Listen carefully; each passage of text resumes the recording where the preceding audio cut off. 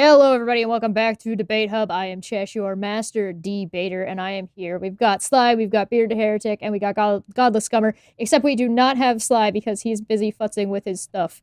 He disconnected, and I don't know where he went. we'll figure it out as we go. It's not a problem. I'm sure he'll get back in here eventually. So, Bearded Heretic and Godless Scummer, how are you guys? How you doing? It's been a while. Yeah, not Doing too well. bad. Yeah. Yeah, it's been a while. been way Yeah, too long long. time. So let's go one at a time. You can tell the people who you are and where you're from and what you do. Oh, there's Sly. Kinda. Holy shit, that zoomed way in. Hey. There we go. Hey, we got you. Oh, damn, I got such an echo going on. Uh-oh. There you go. We got you. We're in. We're live. Sup.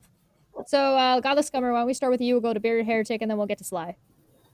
My name's Godless Scummer, aka Jeff. I just I'm an opinionated bugger on the internet, basically. So over here in the UK, so you know. Nice. Bearded Heretic, what about you? Yeah, so I'm Bearded Heretic, aka Luke. And yeah, I'm from the UK as well, if you couldn't tell from our accents. And I kind of got into YouTube doing like some atheism stuff, got in that Answers and Reasons crowd. My background's mainly in psychology, so all the atheists online call me philosophy kid or whatever, but I'm a psychology person first.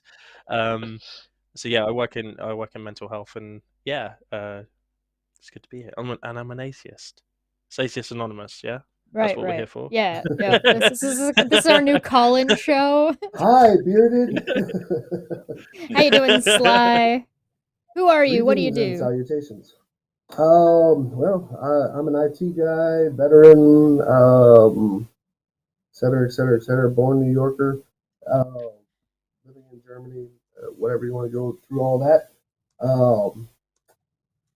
Just about everybody who knows you, who would even know my name, knows that I debunk flat earthers, but not in the sense of just enjoy the argument. I enjoy doing the science and the experimentation. Very so cool. That's basically and I am a chosen atheist, meaning that I was raised in the church and through nothing other than just pragmatic lifestyle, became atheist of my own accord. Very cool. And I think, Jeff, I don't remember if you mentioned that if you were an atheist or not, but I think we all know that. Yeah, there's a clue in my YouTube handle. The name tag you got, Godless Scummer, surely must be Buddhist. Yeah. So, I brought you all on today, and I'm just gonna mute him for a second. You crazy? That's using that microphone. Yeah, it's using it. Your microphone swapped when you came back into the call. Yeah, it's shit. We're very well put together here. We're all professionals. Don't worry about it. So yeah, let me see if I can go in my settings and change that shit. I didn't know that thing even had a microphone on it. And now you know. Now you'll be able to hear the moon when you put it back on your telescope. Yeah, no shit. All right, so today we're here to talk about I recently had on a group of atheists to kind of talk about the atheist community and where it's at and how we feel about it, what works, what doesn't work, yada, yada, yada. And then I had a couple of Christians come on to tell me about their opinions from a Christian standpoint about what they've had to deal with and what they've put up with and what they like and what they don't like about the atheist sort of community and the way atheists kind of go about things. And for the most part, they were pretty friendly about it. They were pretty actually their experience had been mostly positive, except for Sal, who specifically had some issues when he started doing young earth creationist stuff, and I guess then the atheist groups kind of turned on him.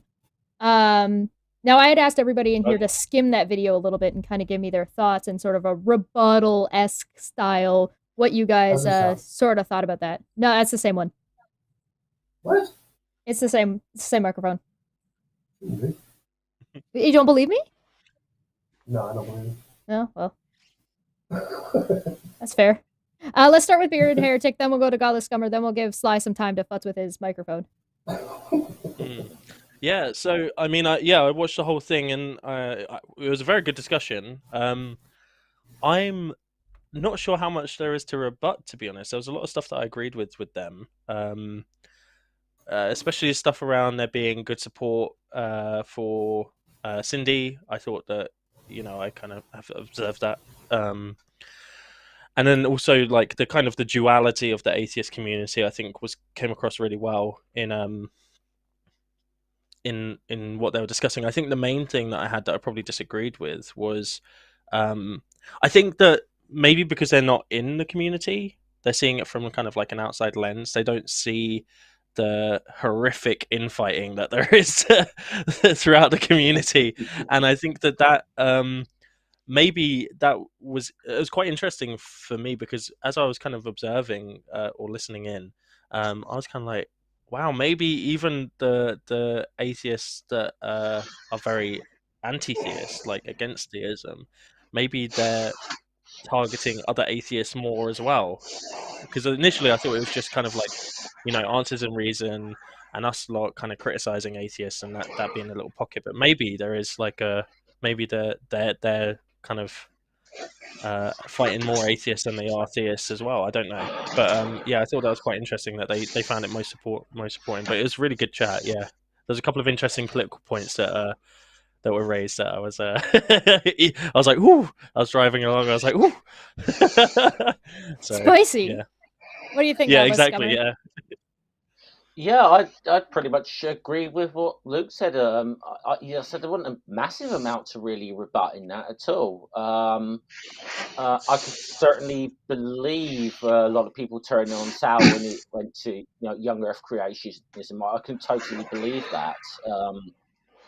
And I think just to reiterate what Luke's just said in a way. Yeah, I mean, maybe there is a little bit of underestimation of some of the infighting. There is certainly in online atheist spaces, without a doubt. There's definitely some groups that are pretty toxic. I think no one's going to deny that. But no, it was an interesting conversation. But it wasn't like there was going to be I'm going to come on here and have like rebut everything that was said on that stream, because a lot of it I agreed with. So yeah, Sly, what are your thoughts? First is which mic am I on? You're good now. Okay, You're good now. good. The no, my whole thing, like I said, I skimmed through it as well. My whole thing is that I seem to run into it seems to only be a one-way street in that whole discussion of atheism versus monotheism or polytheism, where I have not met yet should I say, a person of faith who has not tried to sell it to me. And I don't find it. I mean, I don't know very many atheists. I do agree there are anti-theists and people who try and sell that there is no God and you're stupid for believing it and all this other stuff. But what I don't find is I don't find that the faithful are play on that same field. It seems like whenever you tell somebody that you don't believe in God, it's almost like they try and decipher why you don't, and then try and get you to believe, and that's always kind of bothered me. I just that it bugs me in the sense that that it almost sounds like a sales pitch sometimes. And like they feel obligated that they have to get you to understand their side, whereas atheists walk the world, enjoy our lives, and don't really seek that validation of belief or anything like that. Yeah, that's an interesting point, because there is something specific about, now, if I'm getting this correct, all of you are on the other side of the pond. Nobody in this call is from America. I'm from America. Oh, sorry. You're not in America right now. None of us are in America. Right, nobody's currently in America right now. Correct. And so correct.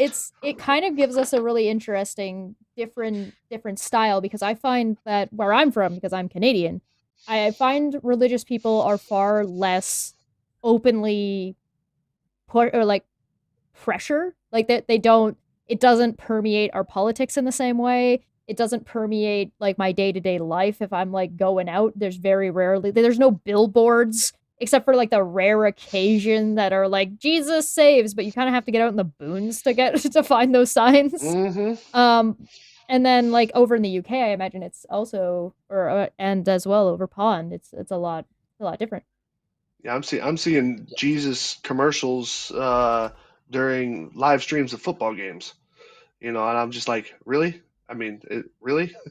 The no, Where's our I satanic temple NFL commercial? yeah, something. And I mean, I don't get that, but I mean, to each his own, I guess. There's also foods that they advertise that I don't like, but that's a personal opinion. That's fair. The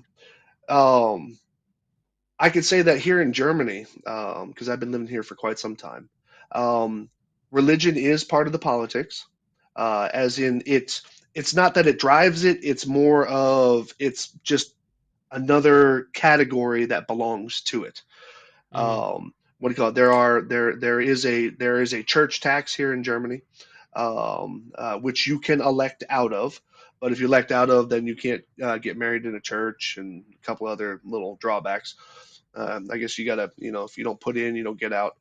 But and even one or two of the political groups here in Germany, at least one or two of them, one or two of the major ones, are I mean they have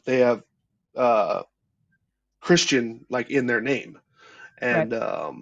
And all this. But while the church does have its presence here, I would say that you don't walk around and see people preaching God everywhere, and you don't see people should I say throwing it in your face, and so.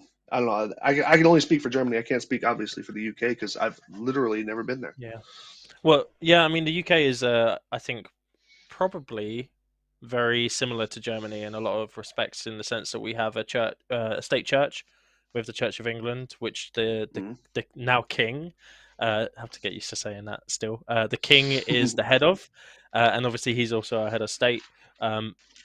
In everything but actual practicality, like it's all pomp and ceremony. So for us, it's weird because and this is like a paradox that I just don't understand, is that the UK has a state church, as a head of state that is the head of that state church, and religion is kind of like filtered into our politics in a lot of ways. Like politicians have to take oaths under God and stuff like that, but it doesn't really affect our daily lives unless you're involved in a church. You occasionally get Jehovah's Witnesses and Mormons knocking on your door and stuff like that, and you see people holding signs in the middle of London and stuff like that. But yeah, for the most part, you can get on with your life, and for the majority of it, God doesn't even come up unless people are like kind of really religious. So I think, yeah, I'd say the majority of the time it's not really something that's discussed, and I think that's something that was hard for me to bridge the gap when I first kind of reintroduced myself to atheist content on YouTube and Twitter.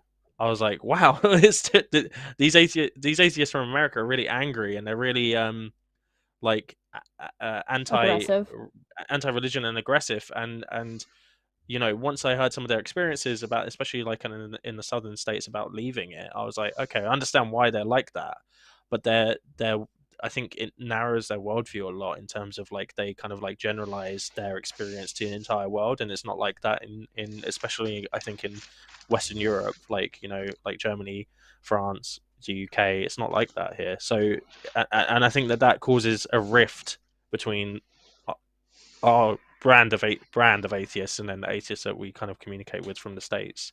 It seems to me like it's like, hi America, this is not America speaking. How are you doing? Exactly. Yeah. What do you think, Godless Scummer? Yes, exactly what Luke's just said. Actually, yes, UK yes, there. I mean, there is the church-state link. I think there's 26 bishops in the House of Lords, which is like our upper house in Parliament. They're there as a right. Yet, contrastly, it is not as big. There's certainly a lot less stigma around being an atheist. I think in the UK, it's not.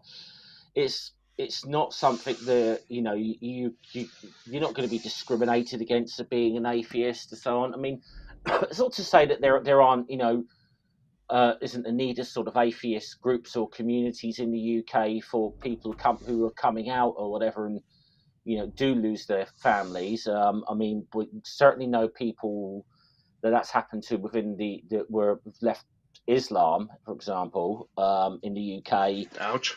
And are very much needing do sort of need a sort of social support network to fall into, because they have been sort of cut off from their families and so on. So it's not to say that stuff doesn't happen, but it's it's definitely a lot low key. I'm quite often shocked when I hear stories in the United States actually how bad it seems to be. Yeah. Sorry, go ahead. Yeah, I was just going to say, I think the majority of the time when I say, "Oh, I'm an atheist" to people, their kind of response is like, "And," like, why would it? The kind of response is kind of like thinking that I am one of those aggressive types because that's what they've seen on YouTube and stuff from like Right. America. So when I say it, they're kind of like, "Yeah, and Well, what?" now let's not diss America so much. I mean, yes, of course, there's plenty of it. Don't get me wrong. Mostly from I'm America. not dropping it, but we do. You guys brought us Hitchens, okay, and and Dawkins. I was about to go there. And Dawkins, right? But I have to say this. Okay. When I listen to either one of those two speak about it, it plays a little bit more into, should I say, my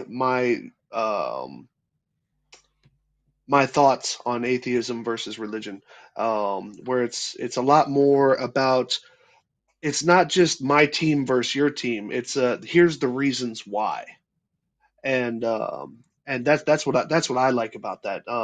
And speaking on the American side, yes, Americans tend to be a little bit fanatical when it comes to their religious beliefs. And I've seen that whether in America or outside of America, I mean, we get a little bit mouthy about it. But the one thing that I do like is I remember Dawkins said one time, he said, when did we get to a part in history? He said something like this. He said, when did we get to a point in history where it's wrong to not believe in a supernatural being? And that kind of made like the most sense to me in all of this, because atheism, when you get around certain, even should I say, less dedicated faithful people, they still look at atheists like, like you got a problem. And it's just like, I'm not the one believing in stuff that I can't see, and so I mean, I don't throw my atheism around at anybody and all this. But when I was watching the discussion that you link that you sent me, Chesh, the I don't recall what the woman's name was that was in the middle. Cindy, and all this. It seemed like every third sentence that she said was mixed in with, because the Lord Savior helped us with that, little preachy and all this. Yeah, and it just, that's the kind of should I say, depth of a belief that I can't, me personally, I can't,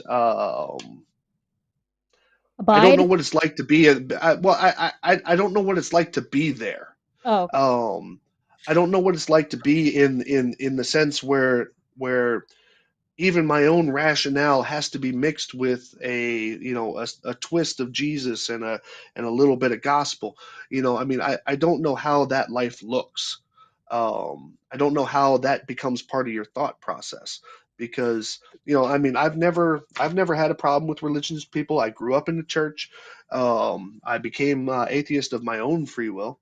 But my whole thing is that I never understood how you had to make things match something, Oh, okay. or had to relate things to something you read in the Bible, or something that was in some scripture somewhere, or some I'm sorry, I'm going to say this word, but some story somewhere. I don't have to mold my life to that, and I just have a difficult time listening to people like that, because not because I want to deny them what they believe in. It's just like, dude, am I talking to you, or am I talking to your interpretation of a book? And That's so fair. that's where I come down on it. Like I said, I became atheist. I did that again, like I said, of my own free will, because of my interactions with the world around me. There's a Even though they say there's no such thing as an atheist in a foxhole, um, anybody who's been in the military for a long time either finds religion because there are things that they have either have been a part of or needed and need to believe in something. And then there's the other half of us who see the shit that's happened, and you say, how did a god let this happen? Go the other way. And Yeah. and so that's kind of where I'm at on it. But I see. I think Bearded Heretic's got something about along the lines of the psychology, or along the lines of the kind of thought process of how you can kind of get wrapped in. Yeah, I mean, I was going to say, I think that kind of because I think that being part of a group is kind of essential for some people. Like having some form of identity is key, and I think that language is that's what forms it essentially. Is the fact that I am, this is me, this is my identity, and that's the like, if we think about an identity having different facets. Most of us have kind of like many different facets to our identity, and therefore we don't need to kind of rely on just one single thing. But some people, that's all they have. They only have this one facet to their identity, and that could be their religion. But and I guess this can happen to anyone in any kind of like group. And the example I was going to give of like the atheists that kind of fall into this category as well, of kind of like making that part of their life almost their entire identity, are the kind of people that kind of do the opposite to what you've just said, and will not use any kind of language that's relating to religious belief whatsoever. I saw this. So I just was looking at somebody do a debunk of Aaron Ra, right? Yeah. And during one of the clips, Aaron was like, no, I don't like the word belief. I don't believe in anything. And it's like, yes, you do. You're just caught up. You have PTSD about this word. Yeah, exactly. It's almost yeah. like an allergy to it, isn't it? Yeah. And it's really weird, because then you can get them into weird little holes by saying like, okay, so you don't believe that a triangle has three sides, and they have to say no.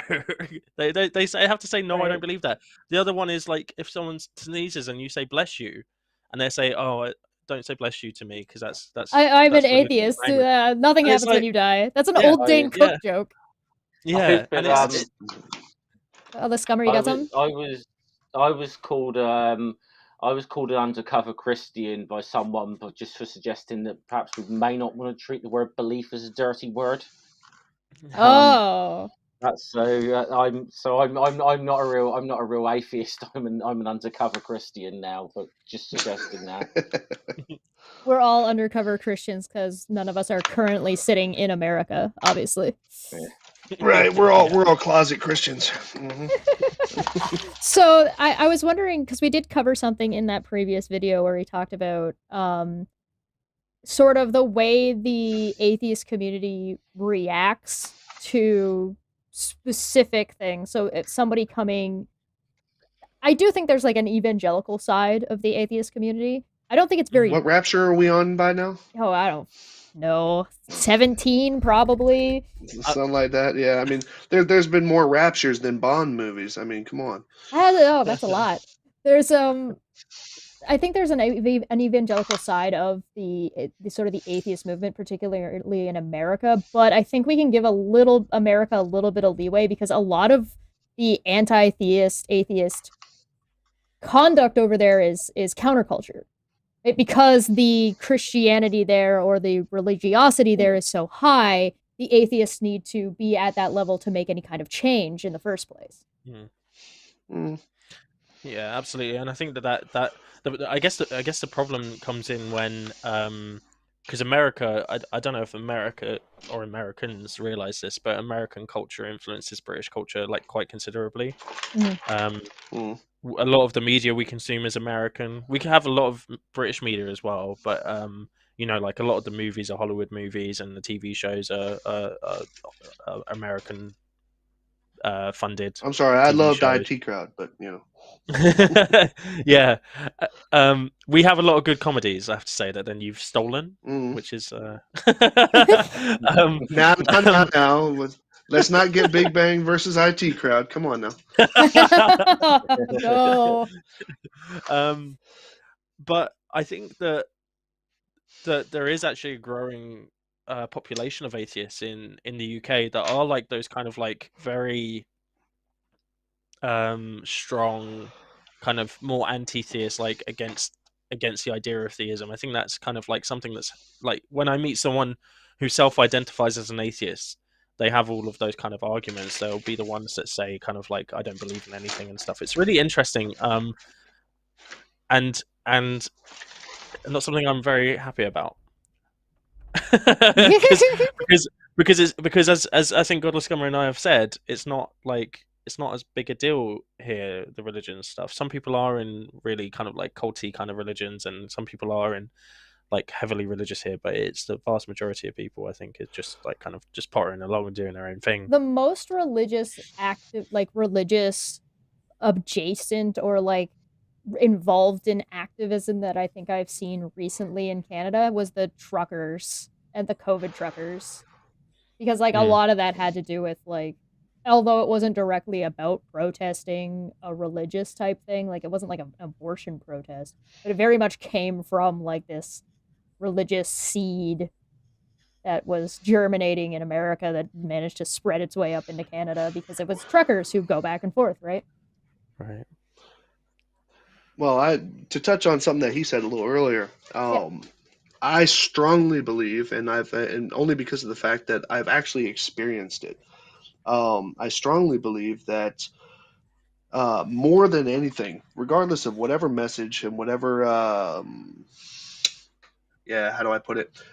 Regardless of what faith you have, whatever denomination of faith you have, I strongly believe, because of the fact that we are communal beings, that 90% of at least modern religion, aside from making money, is a play on a need for community. And me, when I moved to South Florida as well in my youth, when I moved to South Florida, we were in a town that at the time was the third richest city in America, Boca Raton, Florida. And so I didn't find very much community there, moving from nearly rural New York.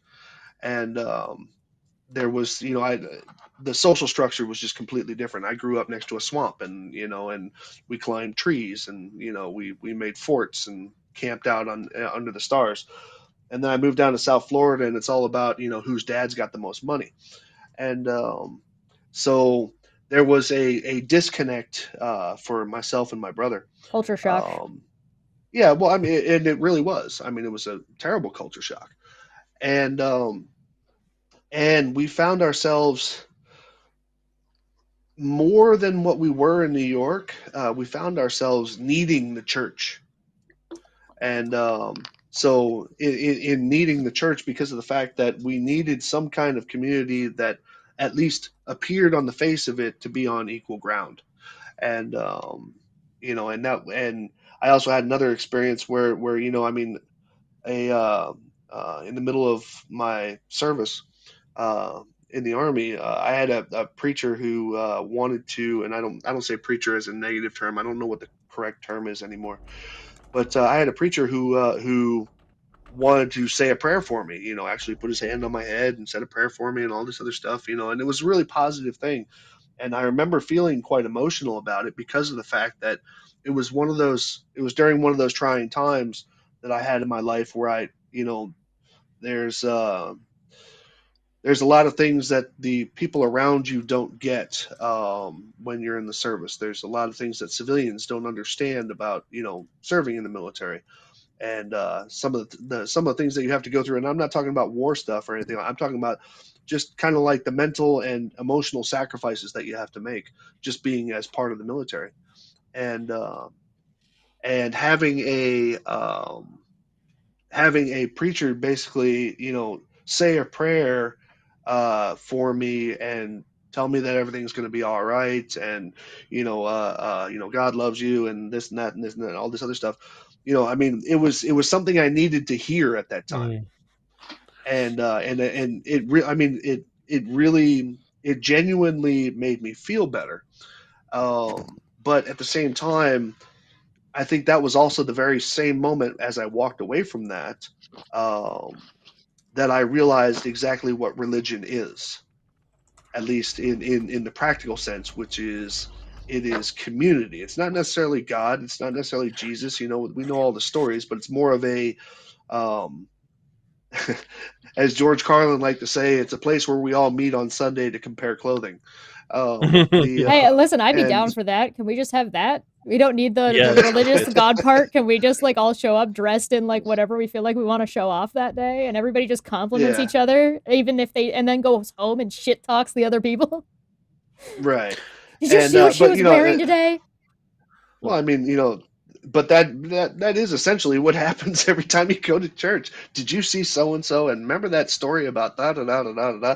And but no, but I mean, it was at that moment when I realized what religion, at least from my viewpoint, actually is. And it's a beg on community. It's a beg on needing to be around other people who are partially like-minded. And yeah, it's that was kind of what I got out of that. Yeah, I mean, I think I had a very similar experience, a little bit different. But I totally agree. I think community. I always say that religion provides something, and I think this is something that a lot of atheists kind of miss. It provides that community, like you said, it provides security and hope, and I think that especially at the moment, that's needed by a lot of people. Going through everything the world has been through in the past kind of 5 years. I don't blame people for turning to something that is more powerful than them in their minds for to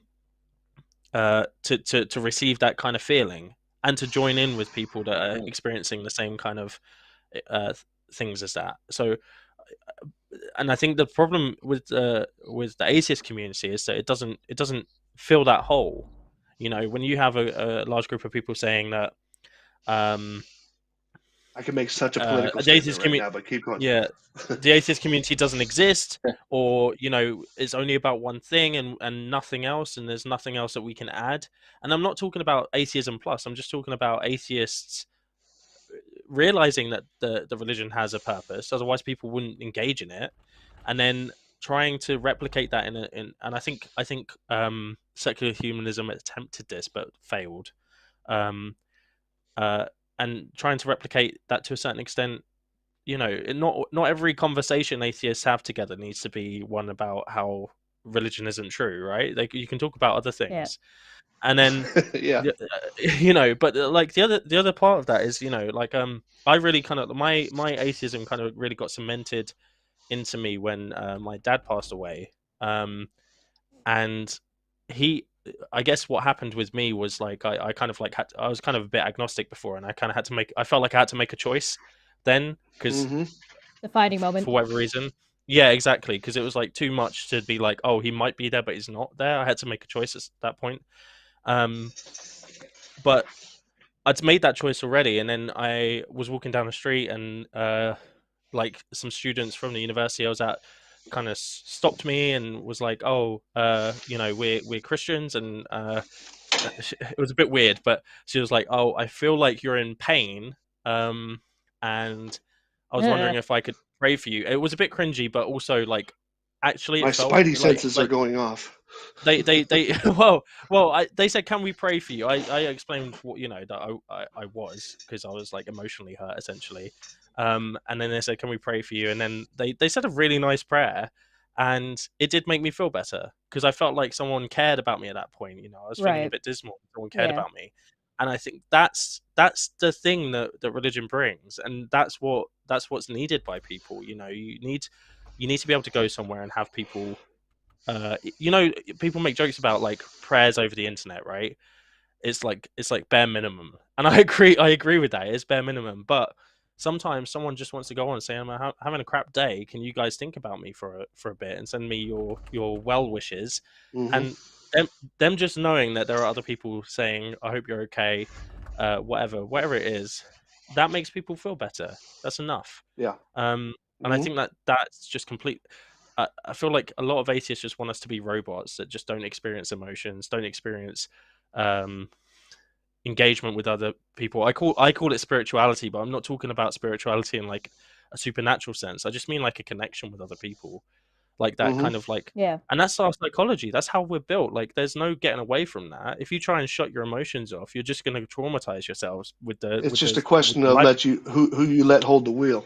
Yeah. Exactly. Yeah. Something, and I want to get Godless Scummer in on this one, is that got talked about a lot last time, and I think that everybody here has kind of said along the same lines as the Christians did when they were here. They talked about how they moved away from the churches they were part of for a long time because the churches that they were part of didn't feel welcoming, felt judgmental, were pressured, they got stuff shoved down their throat all the time, they weren't able to answer questions, etc., etc. And that what they ended up doing is they found the atheist community, and then some chose to stay, some chose to leave, depending on kind of just the individuals that they found that they could interact with, and some went a little bit more backwards, or I shouldn't say backwards. I don't mean backwards. I mean like still went, yeah, but not to those specific churches. They went more the religious route, but found their own communities that way. Godless Scummer, what are your thoughts on that? Yeah, I'm trying to think how to put that into words. Actually, it kind of feels like a pissing contest sometimes.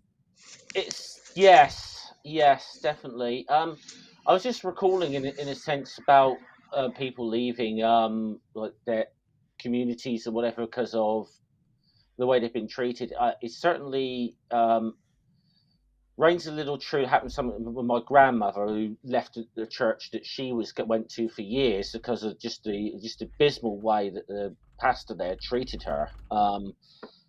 But you know, it doesn't but it wasn't like a sort of thing where she, you know, suddenly wanted to go hang around atheists or whatever. She went to another church or whatever. But yeah,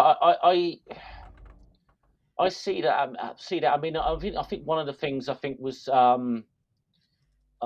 you know, was very encouraging from that conversation is you know, like I said, the amount of people were like in the atheist community who were been supportive of Cindy. You know, I mean, I've had a few emails back and forth with Cindy. I know her, and you know, I think don't need to go to history. I think most people sort of know the backstory there of what happened to her, and definitely by the way she's been, you know, the way she's been treated by a lot of the Christians has been abysmal. But at the same time, you know, I could sort of see some of the stuff Sal was saying as well. Well, I think I touched on this earlier with where, you know, that especially a lot of atheists, I think, being very judgmental of anyone who's in that young Earth creationist kind of space at all. I can see that. Yeah. Yeah. It is encouraging to hear like Christian. They were way more appreciative and had a way more positive outlook on the atheist community than I think even some of the atheists I've talked to have. And that maybe that's what Luke was getting at was that because they're on the outside, they don't see like the amount of like chicken fight that goes on between people. It's chaos. They haven't seen the annual Rocks debacle yet, have they? So, The annual Rocks debacle. Every year, everybody gets together and argues about the opinion of rocks. Is that due yet? See, this is soon. The Festival of Rocks. I'm going to say, for something that's not a religion, we do seem to have our traditions. We do. The annual Rocks argument, the annual Christmas is pagan argument. I love the War on Christmas. The War on Christmas is one of my favorite things. And that was something that Cindy brought up before we lost her, which is too bad, because I really did want to talk to her more about the War on Christmas, because I was like, wait, you think this is real? Please give me more. Sal did too. The sad thing is, I actually called my stream I held on Christmas Day my War on Christmas. Yes. Glorious.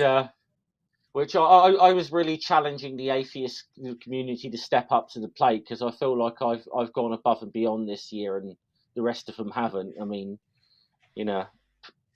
I work in the postal industry, and I went out on strike on Christmas Eve. Now, like, top that other atheists. You know? Yeah, Luke, what do you got for us? I noticed that you've started a flame war in my side chat. I've started a flame war, yeah. No, so I was over what's a triangle. It's not even about it's about whether people believe triangles have three sides. So do you know what? This is a really interesting discussion, because I'm quite familiar and comfortable with the word belief, because I use it a lot in my work. Yeah. So you know, isn't it in the name? Triangle. Don't. I mean, it is in the name, yeah, but like it depends. I'm not going to get into that. In my work, you know, so I work in mental health, and we talk about delusional beliefs all the time, and we separate delusional beliefs from rational beliefs, right? A rational belief being something that you believe because it's because there's evidence to support it, and then a delusional belief being something somebody believes that's idiosyncratic, meaning that it's unique to that individual, and it's not based on any kind of evidence, and there is an extra level to it that's kind of a bit more deeper when you actually get into like kind of the literature in psychology, because a lot of people on the internet, I don't know if you remember my big yes, I am. I'm going to click yes for that. Cool. I don't know if you remember that big mental health awful Twitter. Yeah, I remember that. Yeah, so you know when atheists call religious belief a delusion because they don't think there's any evidence for it, they're not understanding what delusion means in the psychological sense or the psychiatric sense of the word. Right. So, but I think that where was I going with it? I was talking about belief. Yeah, so belief for me is just a very comfortable word to use, because it just means what you think is true at that time, what you're perceiving. And then so it stuns me a little bit whenever I hear people kind of saying that they don't like that word, or they find that word not to be useful or whatever, because it's just a normal word. You use it in courts, you know, without you know, do you believe somebody did a certain crime, you know, beyond a reasonable doubt? Do you believe Amber Heard? Well, exactly. We use it all the time. Do someone lies to you? Do you believe them? Yeah, it's like common language, and I think that I think it's bad rhetoric. Yeah, I think I understand the aversion. Like, there's an aversion to words like faith. There's an aversion sometimes to words like theory. There's an aversion to words like belief, because it's language that can be malleable enough that it's easy to get caught in a bait and switch if you're not paying attention. And so, like, I see that, like, preachers will do this. Kent Hovind is well known for doing this. The Matt Powells, this Stephen Andersons of the Christian world, which, again, I will specify, these people do not represent the majority of Christians, but they are boisterous, and they're out there, and they're problematic. So it's funny you brought up court, though, because there was something that I had learned real early on, and it's been echoed by a lot of other people. When you go into court, you used to, now it's not as prevalent. You used to put your hand on the Bible and swear to tell the truth, whole truth, nothing but the truth, so help you God. And then 10 minutes later, if it's a murder case and you say, why did you do it? And say, God told me to do it, they put you in a crazy house. So Right. it makes you, that doesn't make sense. That doesn't mix. Yeah, there's a lot of a lot of times people sometimes will use the court analogy, and like in some cases it works a little bit, in other cases it doesn't, because it's like, okay, but beyond a shadow of a doubt, etc., where you get into Yeah. flipping, you get into flipping words around, or like the burden of proof, and like Oh no. deciding who has the burden of proof. Mhm. The court analogy does not work for that, and Yeah. people try and use that one, and it's like, no. Well, The legal system doesn't in America doesn't work like that. But when it Yeah. comes to like, what is it? The what was I just saying? The roll it back. Evidence and evidence is like whether or not something is Evidencing? convincing. Yeah. Whether or not something is convincing beyond a shadow of a doubt, and then you get the conflation between knowledge and belief, or knowledge and certainty.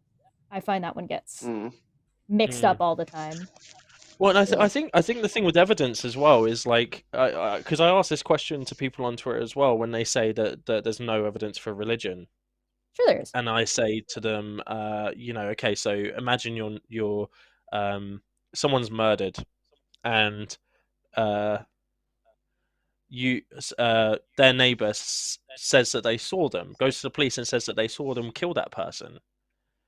Is that evidence for the person that they're saying killed them? Yeah, it's evidence. Is it good evidence? Probably not.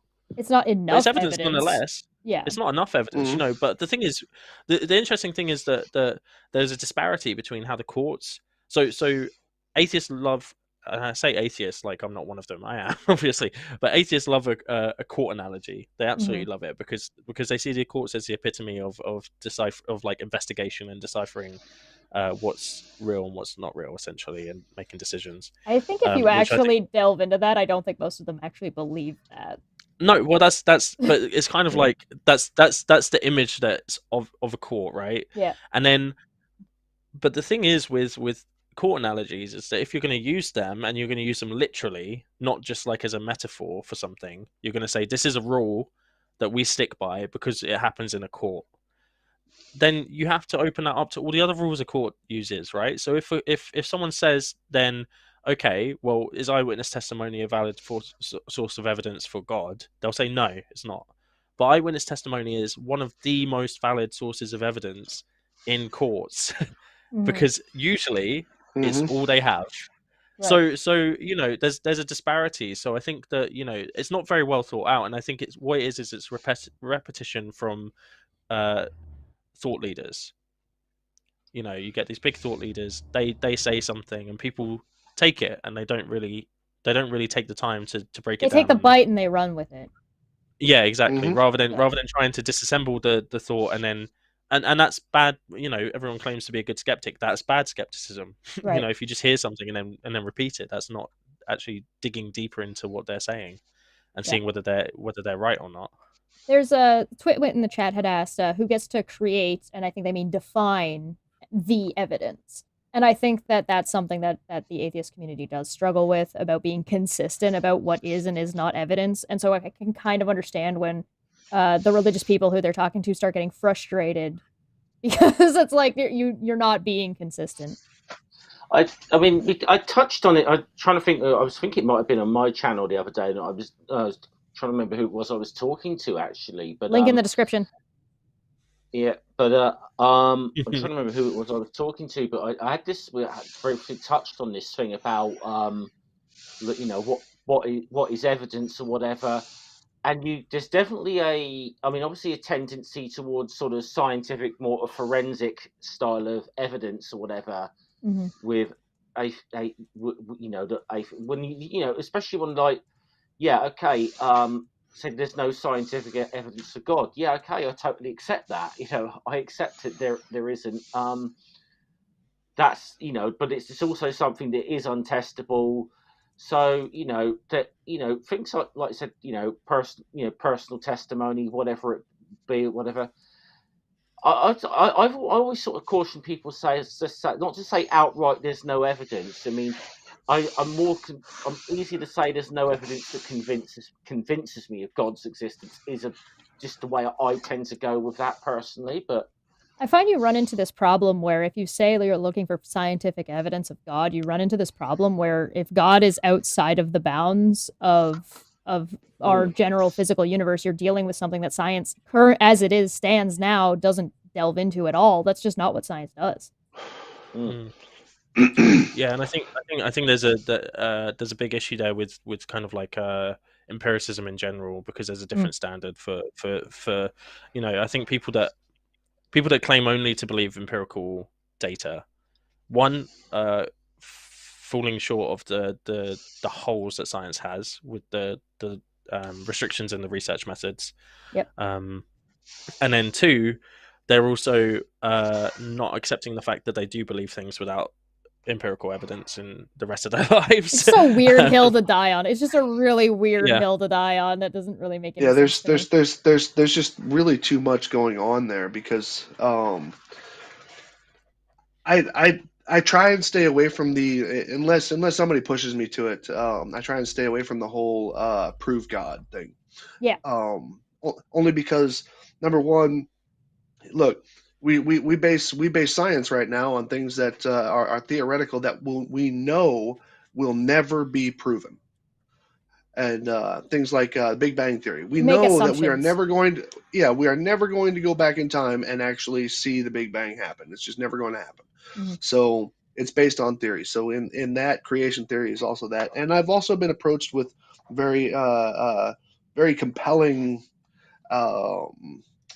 responses to that. And one of the responses that I get to that is prove the existence of your great great grandfather. And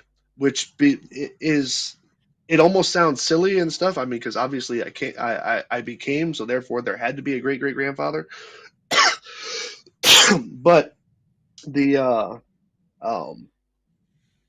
whole proof aspect doesn't really interest me all that much, because we're talking about things that happened thousands and thousands of years ago, and so it's like, how I even accept the fact that there is currently no archaeological evidence of Jesus, but at the same time, do I use that? No, because it's not like we have the standards of, should I say, collection and categorization of today, right, 2,000 years ago. So it's right, not like looking I found this phone book from 2,000 years ago, right? And same page, it's funny that same we came on the page. same thing there. Yeah. And I mean, I can't pull up a phone book from 2,000 years ago that says Jesus of Nazareth in there and here's his address. Right. And I mean, you just can't do that. The standards didn't, the standards that we hold today cannot be used against some things in the past because of the fact that they just didn't exist. And I can't say show me a photograph of Jesus because there was no cameras. I mean, where does that proof end?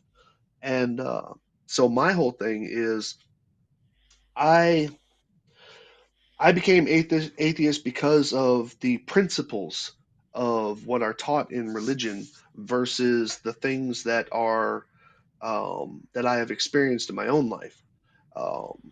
And I remember the day that I finally decided to not become agnostic, not be on the fence about it. I remember actually the day that I became atheist, or admitted to myself that I was an atheist.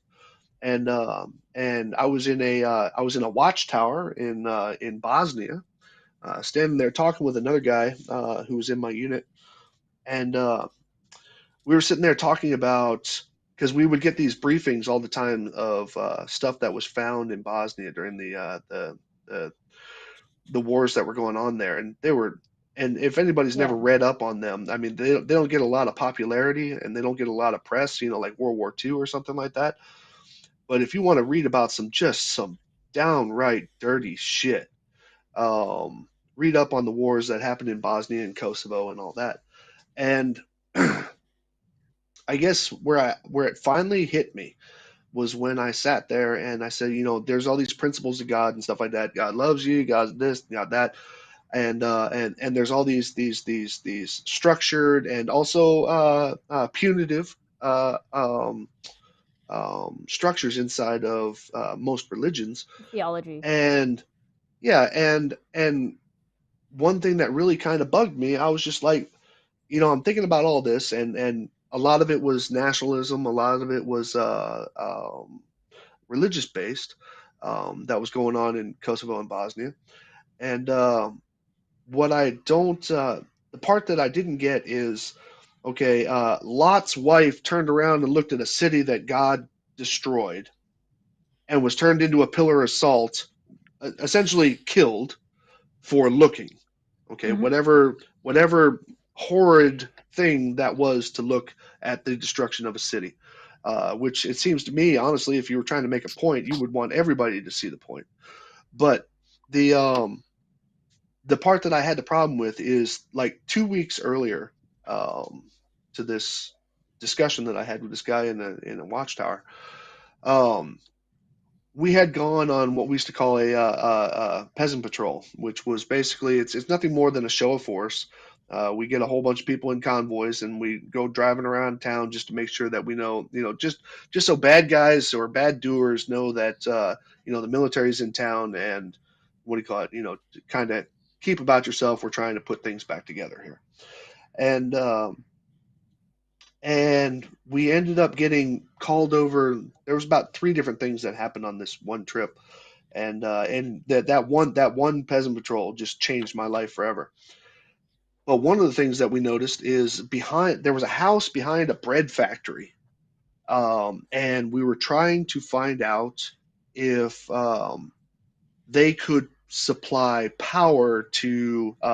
There was a smaller assembly that was part of the bread factory, and it needed power, and the power grid in the whole area was just totally screwed up anyway. And we were going to go back and ask the family if there was any way we can get power to assist in this bread factory. And we came around the corner to something that we did not expect. There was, and this is a gruesome story, and I'll try and make it as short as possible. But we came around the corner to see a man and his son tied up, both shot in the head, and what could only be a naked mother and naked daughter burned alive in positions I need not tell you what positions they were in. Prior to their death. And I mean, that's one of those things that, it's one thing if you are intending to go see something like that, you can mentally prepare yourself, if you're a crime scene investigator or something like that. I was just a soldier, walking around the corner. None of us were expecting what we saw. We were just technicians, and what do you call it, with 1 or 2 infantry guys, and seeing stuff like that. And now, that being traumatic in itself, you come back to the discussion: who lets this happen? And when you hear, when you read the Old Testament and you read the New Testament and all this, I like to use this term. Back in the day, God was a gunslinger. You done something wrong, boy. It was, judgment came swift, judgment came fast. We all hear about the guy who was gathering sticks on the Sabbath, and he was put to death for gathering sticks at God's command. Okay, things of that nature. And but then you turn around to this and you see shit like this happen, and then obviously every 5 minutes you hear something terrible on the news. It doesn't mean that every 5 minutes something terrible is happening, but it's just the fact that they happen. And the only retribution you hear from the church, or the only kind of punishment that you hear from the faithful, is they'll get theirs someday. And that that was kind of the pushing point, the tipping point for me was I had to think as a military person that somebody gave orders to allow shit like that to happen. Like what happened to this family. And somebody had to give orders to allow that to happen. So my question, I took it to a different level. I took it to a spiritual level, just almost on the same functional sense. And I said, what God let this happen? What God lets stuff like this happen? And we talk about, everything's a master plan, but then everything is free will and stuff like that. It's all contradictory. And I believe, yeah, it was in that tower having that conversation with another guy, that I realized that no, I'm not down with religion. I'm not down with this whole, at least should I say um, I almost want to say the parental side of it, the side of it where we are God's children, and what do you call it? And things are supposed to happen a certain way, lest thou be punished, and all this other stuff. That was my turning point. Before that, I was basically playing agnostic, one of those the playing it safe, like I'll agree with you when I agree with you, I won't agree with you when I don't agree with you. But just experiences like that. And like I said, there's so many more just on those 2 deployments that I went to in that region, that you sit there and you're just like, and somebody somewhere, meaning at a spiritual level, somebody somewhere was cool with this, and I mean, it kind of takes all those discussions of God loves you and Jesus loves you, kind of really puts them behind the back burner, because you're just like, who lets this shit happen? And that at least, and I don't sell that to anybody, but I'm just saying that at least was the reason why I voluntarily, of my own free will, decided that I was no longer going to follow the doctrine of things that didn't even seem to be supporting themselves. And so that was why I had moved away from it. And like I said, I mean, there's a couple other reasons that kind of went into that, but that was actually the tipping point. That was the moment that I realized I am not going to be religious. With that graphic of a situation in particular, like that specific, it's really hard to. It almost feels disingenuous to call it the problem of evil and then philosophy it away. Mm-hmm. I mean, I was thinking of the sort of quote attributed to Epicurus, the philosopher, there for a moment there, but I don't even know that does it justice, Yeah. I'm gonna play devil's advocate to a certain extent. Firstly, Sly, thank you for sharing that story. I think that one, it's really great to hear someone actually give a reason for why they don't believe in God anymore. And 2, that must have been awful. So thank you for sharing it with us. I know someone whose father is a funeral director, and I think he's kind of got the opposite approach to you, Sly. So he's obviously works with death, that's his job, and he's kind of an expert embalmer.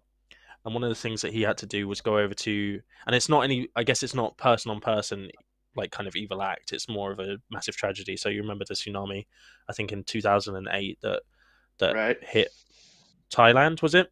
So obviously there was a lot of bodies there, and they had to embalm them in order to identify them, because there were so many people that they had to ship people out essentially to do that. And he was one of the people that they shipped out. And in discussions with his son, who's the person I know, and because his son is Christian, I've spoken to him on my channel. He's one of the Christians that I spoke to on Ask Atheist and Ask an Atheist, Nick. So he, I think his faith is how he copes with those kind of like that trauma to a certain extent. I think him having that. Yeah, him having that concept of there being something after, something greater, gives meaning to those deaths rather than them being just mindless or needless.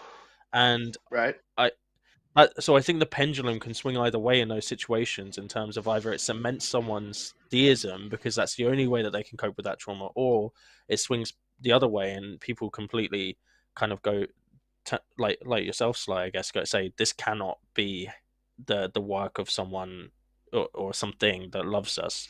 And I think there's also the doctrine as well. Sorry, go ahead. I'll probably be back. Yeah, I think it supersedes philosophy in any kind of formal sense, and I think that's again something that we forget a lot of the time, is that a lot of the time we're not making rational decisions. We might think we are, but we're not. We're making personal decisions that help us cope with the crap that we have to live with, and how we cope with Well, that if I could throw in on that, Yeah. throw in, Yeah. please. the no, and I'm totally agree with you. Somebody described to me one time religion as spiritual alcohol. In other words, it soothes you at least for that time period, and then gives you a chance to maybe think about some things and all that. Process. Doesn't make obviously it doesn't make anything go away, but Yeah. it gives you that moment of pause. But I I believe was it Thailand or Indonesia where that tsunami hit. Either way, one thing that really it bugged the shit out of me, and this is what I kept on talking about with stuff being thrown at you as having some kind of meaning. One of the things that a lot of people like to share, and especially in that situation with that tsunami, was everybody likes to point their cameras at the church and they say, but the church is still standing, as if to say, by God or whatever that case might be. But I have a different take on that. If you look at any villages or towns that have existed for a long period of time, most times they're going to have a church, and the church is going to be the most solid structure in the area. And Germans have a term called Steinreich, which means that you are rich enough to make your house with stone, and which is an old saying of going back way back before any of us even know who our relatives are. And the part that bugs me about that is that means that the town's fortune was spent on building a church instead of a town. Sure. And so obviously the structure that's going to survive is the thing that was built the most solid. That doesn't have in my eyes, a philosophical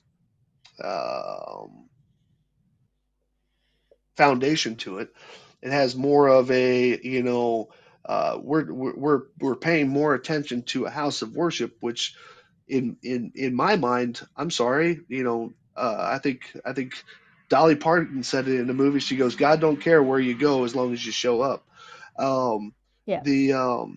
It seems to me that religious gatherings or ceremonies or just mass itself can be held outdoors in the nature that was provided in Yeah. this sense by God. And then if there is money to be gathered, it should be going into the community of the people who are there to provide that worship. But I just remember in the following days after that damn that devastating tsunami, so many people got killed. Yep. And all this, and people were turning their news cameras over at this church, and they were just like, but the church still stood. And I was just like, is that really what you're focusing on? What I mean, it just basically said that, well, as long as we got God, everybody else who died doesn't matter. Two And things. it just really pissed me off. Yeah. Two things I've got. It's the number of people. It was over 230,000. It was in Indonesia, India, Thailand, and 10 other countries. So it Right. happened in the Indian Ocean. So the tsunami hit both Thailand and Indonesia and a bunch of other places. Just so we get our facts straight about where we're talking about. Yeah. Thank you. So we're both right. That's good. I always Yeah, like that you're when both people- right. we're both So, How dare we? oh my god, I googled it. But you know what? That's another thing. You know what? Us laughing about that right now is something that I find Refreshing. most important. Mm.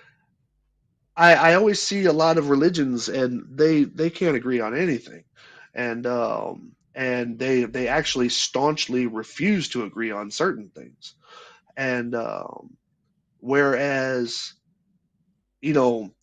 more practical people, I would say pragmatic people like me, people who how do I put this? people who look at things, who don't try and make something fit, are not afraid to be wrong about something, or at least be incorrect in, off the cuff remarks. Yeah. And Well, and some people don't get tied to their off the cuff remark. They don't get married to it all of a sudden to be like, no, I have to be right about this. That they're not like attached to it. Yeah, and that plays into the but I mean, this wasn't even a dispute, but it was just oh yeah, well, my bad. I mentioned the wrong place, or I mentioned a different place than you did. Yeah. And I love the ability to, even if not state, but I also love the ability to have that conversation about, a misconception or a misstep or just a false recollection. Well, yeah, you're talking about the overall point. We're not going to nitpick each other's like technicalities or like the fact of the matter, because the fact isn't the point. The overarching issue point is, or argument. Exactly. Sorry, go ahead. I got one other thing after that. Yeah. Go ahead. I was just going to say, I think it's kind of linked to what Sly was just talking about, but I think it's something that we can all consider, because I think in-group out-group bias is probably one of the worst offenders, or one of the worst things that causes interpersonal disputes, more than anything else. I think that when you have a group that you identify with and an out-group that you don't like, that's the thing that causes, like, and you can look at all the worst atrocities in history, and that's pretty much at the core of it if we simplify it down to one thing. And there's a great line from Macklemore, of all people. I really appreciate Macklemore. But he has I think it's in yeah, I'm not going to quote that song, I'm afraid. But I think it's in Same Love, which is kind of about, it's pro LGBT QIA plus, and he has a line in it that says, "It doesn't matter what God you believe in, we all came from the same one."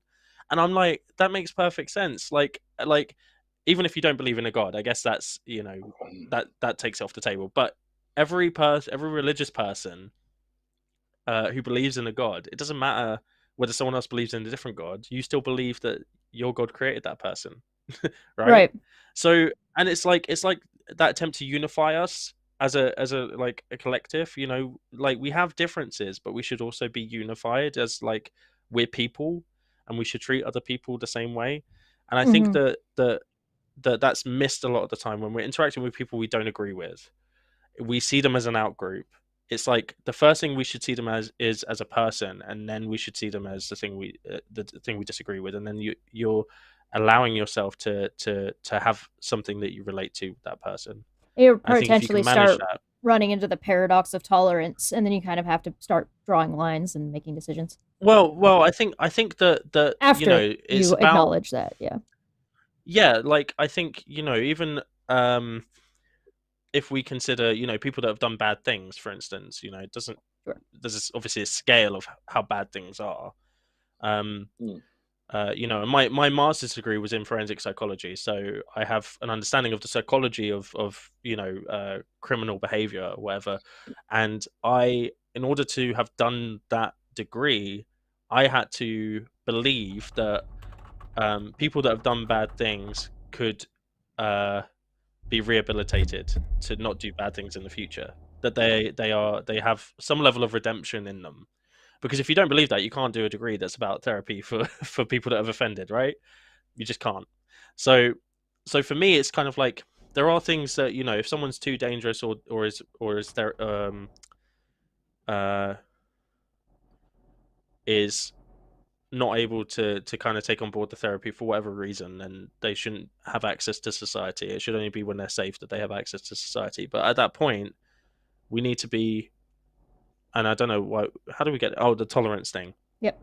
We need to be seen as a person and looking into their background and thinking about why they made that decision. I always find it interesting that the first thing people do is label that person as if they that's all they are, and they don't consider that person is a complex human that may have had like trauma or something. And that doesn't excuse behavior. I think there's a real key difference here between excusing and explaining. Yeah, it explains behavior, and then because if you explain something, you can prevent it. Exactly, yeah, precisely. So understanding what happened and trying to prevent that in the future should be the goal. But there's like kind of like I think it's the media a lot of the time that just say like, oh, like the way that the media presents villains is usually not as complex characters, but as people that just want to do evil things for evil's sake. Yeah. And I think that's the characteristic. That's the kind of like the script that people have in their head for how people that do bad things are. I think people are lazy as well, and it's convenient to in and out and tribal up. Go ahead, Gallus Number. What do you think? Yeah, I mean, it's people will tend to go to easy solutions. It's sometimes what Luke was saying about like the media and so on. They'll put something out about someone. This person's a villain because this, that, or the other, whatever.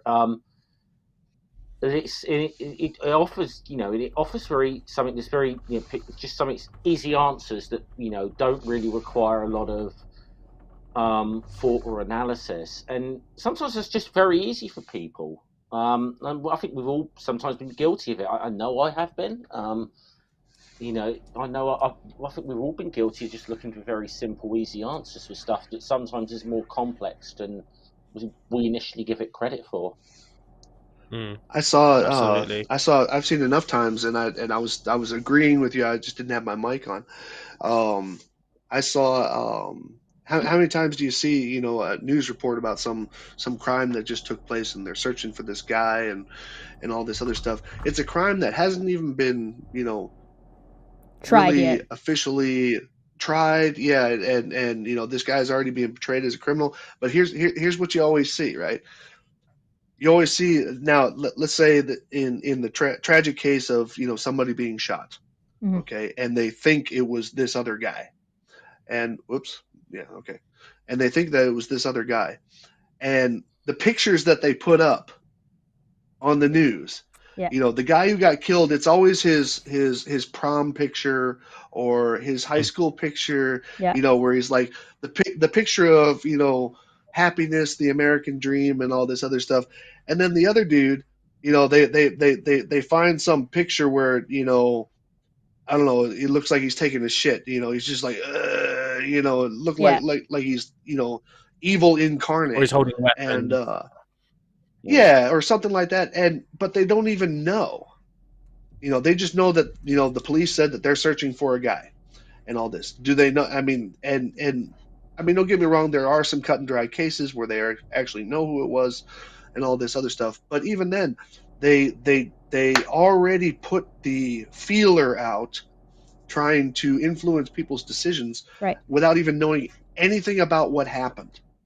I mean, why is it never the victim flipping the bird at the camera or something like that? I mean, or fighting with police or whatever, right? Unless they don't like the guy. George Floyd is a good example of that situation.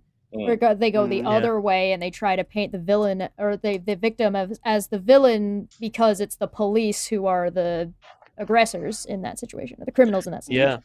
Yeah. And it doesn't even like whatever your opinion about, by the way, George Floyd and stuff. That's a conversation for another day. Your opinion can be whatever your opinion is, but the facts of the media matter, does like to rush to a result before anything's been tried, before any evidence has been heard, and all this, and before somebody is actually proven to be guilty of doing something. And they'll cherry pick the information. Go ahead, Bearded. Oh, never. I was just gonna say, it doesn't even have to be like crime. Like I think the way that some atheist content creators villainize religion as a monolith has the same vibe to me. And actually the same way for some religious content creators, how they villainize atheists. We see that all the time. And I think that it doesn't like if you didn't ask me why I was an atheist and you just said atheists are evil and kept it at that's the same kind of vibe that we're talking about, just on a different level. I think that humanizing people and then it just gives you that extra layer of allowing you to communicate with them in a way that is different to how you would communicate with someone that you just hated because of one aspect of their life. That actually, something you didn't like about them. yeah, that actually brings up an interesting point that Sly has touched on and Godless Scummer touched on as well earlier on, and I think it's a good time to bring it in, is once upon a time, the atheist movement tended to be not about whether or not God exists. That wasn't the discussion. The discussion was about whether or not religious groups, whatever your beliefs are about God, are harmful because of the beliefs or the dogma that is taught within the religion. And do you need any of those things? So I was kind of wondering what you guys... tribal. Well, it's tribal, but also it kind of...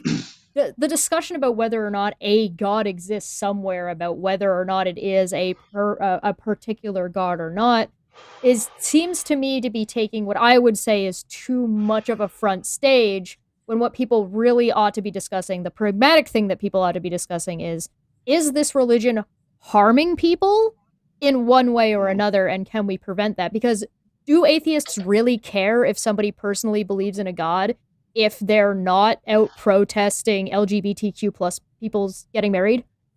Do they really care? Mm-hmm. If it's not in the politics? I mean, I think one thing that I saw in the political arena in the States, this is why I had said to you a little while ago there, Bearded, that that I can make a political point. Currently, right now, the big fight, and I kind of actually follow this. The big fight is conservatism versus liberalism, or at least that's what it's titled as. I'm going to say it like that because I think both of those titles get misused. But the difference is that one is fighting to conserve something. Therefore, you have to actually identify villains and people who are against you. So therefore, it's easier to unite, should I say, your tribe when you have a common enemy. We've seen that happen. We saw that happen in World War II. We saw that happen at 9/11 and all this. It's easier to unite behind a common enemy. And that enemy, in most cases, is just depicted against somebody who's trying to either take something away from you or control you. Propaganda, yeah. Whereas, and that is what conservatism is. They are trying to conserve this set of values, this group of things, and all this, and anybody who's against it, has to be bad. And so that's why conservatists can put up a better fight. Because they actually know what they're attacking, whereas liberals, in the true sense of the word, are trying to just let everybody live their life, however they feel. It's more passive stance to have. Yeah, but the problem in that is that you don't have a common enemy. You have this one little piece, but you know what? I don't like this guy either, and I'm not really a big fan of this shit either, and all this other stuff, so it's kind of, shooting at multiple targets, and it's a lot more difficult to focus. And I just, that part bugs the hell out of me because of the fact that you watch them, you watch people demonize other people instead of going after whatever the problems are. Godless Scummer, what are you thinking? Sorry, I didn't mean to step on there, God. No, I was just sort of saying, we're going to say I think the authority, I do happen to know, especially from being from that sort of tendency, I happen to know the political left is really good at fighting amongst themselves rather than fighting any common enemy. So, with lot of little sects that pop up, Yeah, there's lots of smaller groups within, and that comes to another point that I was going to bring up, and I'll bring it up now, but I do want to jump back to the focusing issue, is that atheism doesn't really inform your politics. That's something that I had said during the last stream, and I was wondering if you guys agreed with me on that one. It doesn't, or your morals, I think was the other one I said. I'll agree with that. Yes. Politics at all. No, I mean only I mean, only. But I think if I believed in, even if I was a believer, I think I would still, I personally would, I don't really, I'm not a big fan of church and state. I don't necessarily want to see, any sort of theocratic influence on the state, and I think I'd like to think I'd hold those same positions if I believed in a god or not. There's a lot of people out there who are part of the church who think the church should be taxed. There are tons of people out there that are pro. But we complain about the NASA budget. The fucking NASA budget. Those bastards. What do you think of Bearded? Forbes actually did a thing on that to find out if churches at least in the United States, that was the only ones they could do. Yep. If churches in the United States were actually taxed as every other people, every other business, every other whatever, how much property owners or whatever, what do you call it? The tax revenue that's being missed in that, and some of it's actually being subsidized. Yeah. Is something like $83 billion a year.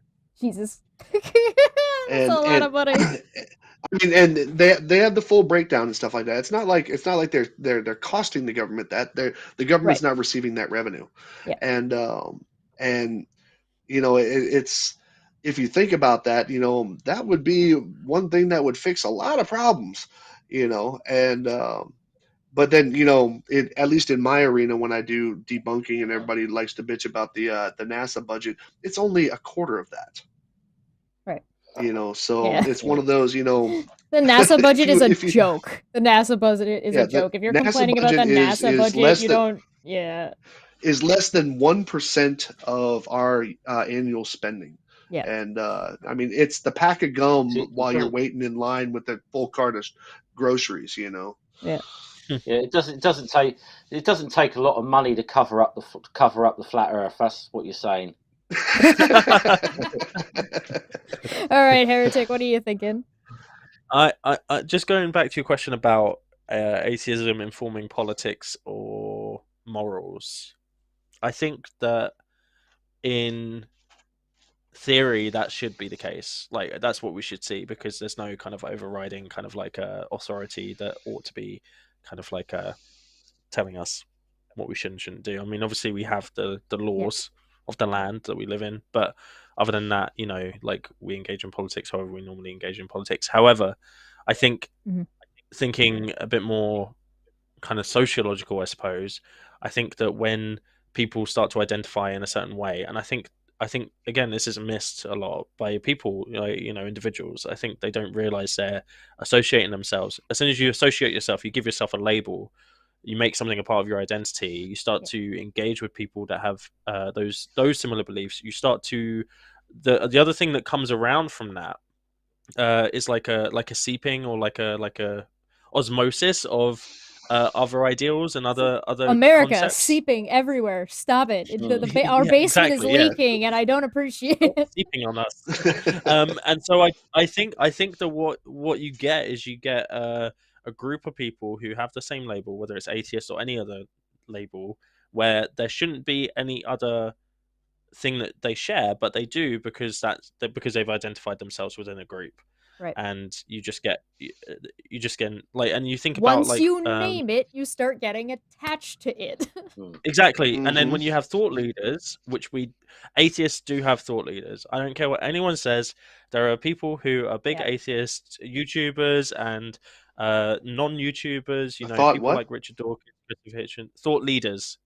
So people that lead thought on a certain topic. Okay. Now I got it. So, like, I didn't catch the word leader. So the Four Horsemen,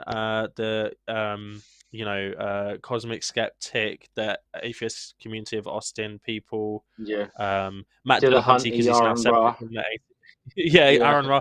They're all thought leaders. So their concepts, not just their ideas around atheism, but their other ideas around social justice or politics will also be filtered down to the people that are following them.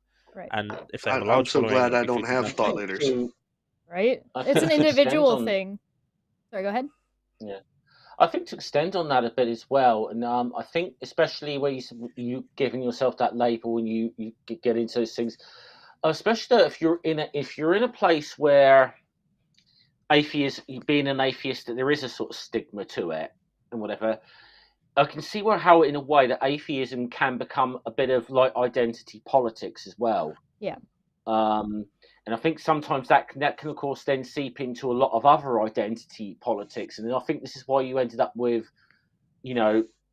something like Atheism Plus, which, I think we can all agree was a really bad thing. It did, Complete even shit if show. a lot, even if a lot, even if a lot of the things that they were championing were things I could get behind, I didn't necessarily think, it should be The necessarily way they went tied about to it. atheism or under that banner, but but I think, I think this is why these other things can kind of start seeping into atheism, and because in a way it can become a form of identity politics. Yeah. Well, I prefer to think of it as just simply, at least my flavor of atheism. Let's just say it this way. My flavor of atheism is basically this. I don't allow myself to be driven by any one particular doctrine.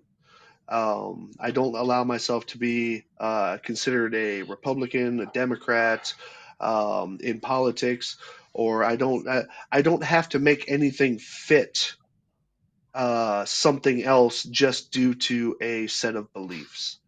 What I have to do is I allow myself to be educated or informed by the things that are presented, and like I said, I've agreed with I've agreed with things that most liberal people wouldn't agree with. I've agreed with things that most conservative people wouldn't agree with. I've agreed with things that religious people would agree with, and I've agreed with things that atheists would agree with. I think my point is that, or at least my flavor of atheism is I don't allow myself to have to be stuck to any one thing. In other words, I don't have to make the world fit the Bible. I don't have to make what do you call it? I don't have to hate um, uh, Trump because I'm a liberal or anything like, I don't have to make it fit. You can make that decision yourself, however you see fit. Right. You don't have to match the at least, world to your view. You match your view to the world. right, because I grew up at least well, I know a couple generations before you, Chesh, but the I grew up in a world where the news was just some crusty old guy on TV telling you the happenings of the day. Anything that was informed or not, educated or not, anything that was an opinion said on the bottom of it in big bold letters, editorial. Yeah. And you mean you and lived things in like a that, time when the people that gave you the news weren't trying to also be influencers? Shit. Yeah, well, now, I mean, don't get me wrong. There were plenty of news shows, Yeah. news shows like 60 Minutes and what do you call it? And then Good Morning America and all that other stuff. Where I mean, you can go in and talk about the news stories, Right. and but we have lost, and I know we lost it somewhere around 2001, 2002. We lost, at least in the United States, the ability to have a news show, or excuse me, a news program. Yeah. It became a news show. And what do you call it? People like Robin Mead and the creation of Fox News, and all these things that were kind of going on around that time, where it was obvious to because of cable news, nobody was watching the local news on your local stations anymore. So it was cable news. So you had to draw people to get that advertising revenue. And so it had to be enjoyable to watch in some sense, whether it's enjoyable because you like to watch the world burn, or enjoyable because it's giving you the opinions on the stock market, or whatever the case might be. It made it more entertaining. And so they could get the revenue that they need to continue on with that. And I think around that time in these last 20 years, it has eroded away the offering the news to a person, at least to the average American, offering the news to an American and letting them decide what they want to think about it. What it means in their life, what part of their life. Whereas right now, if we have a plane crash, and as horrible and tragic as it might be, you'll have CNN. They're going to cover it for 3 days straight and nothing else. Oh, and they specifically and don't cover other things. There was a plane crash in Toronto. I want to say like over 6 years ago. Anyway, it was a big deal. However, it was while the riots and giant protests were going on in Egypt.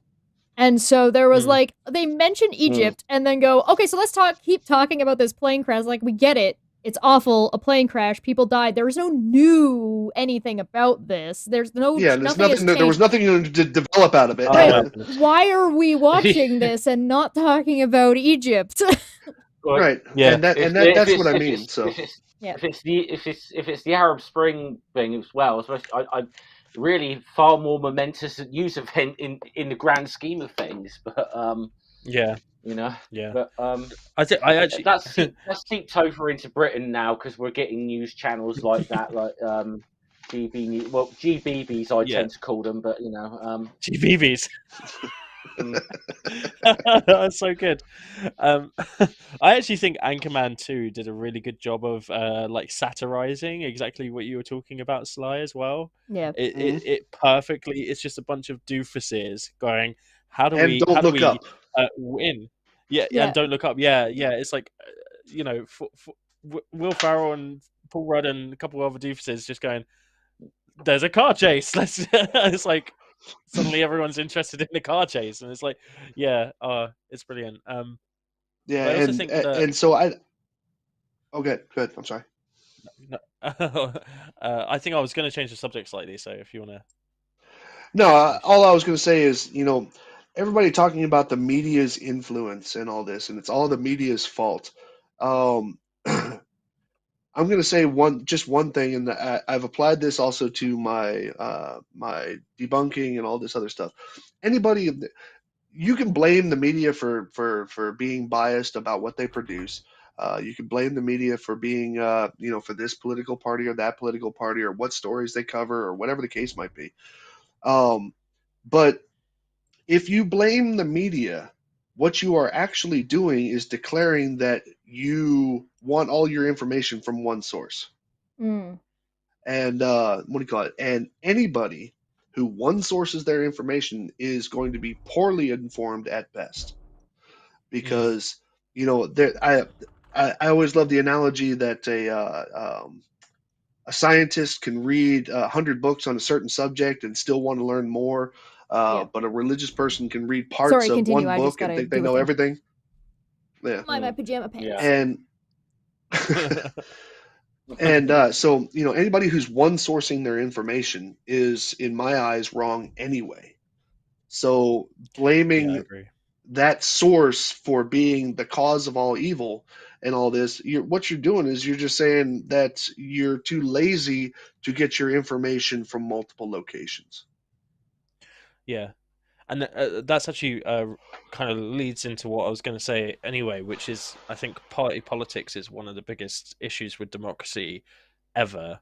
And in the UK, it's not even like something we have to have. Like the UK, the way it's made up is that we vote for our local MP. We don't vote for the Prime Minister like you guys vote for the President.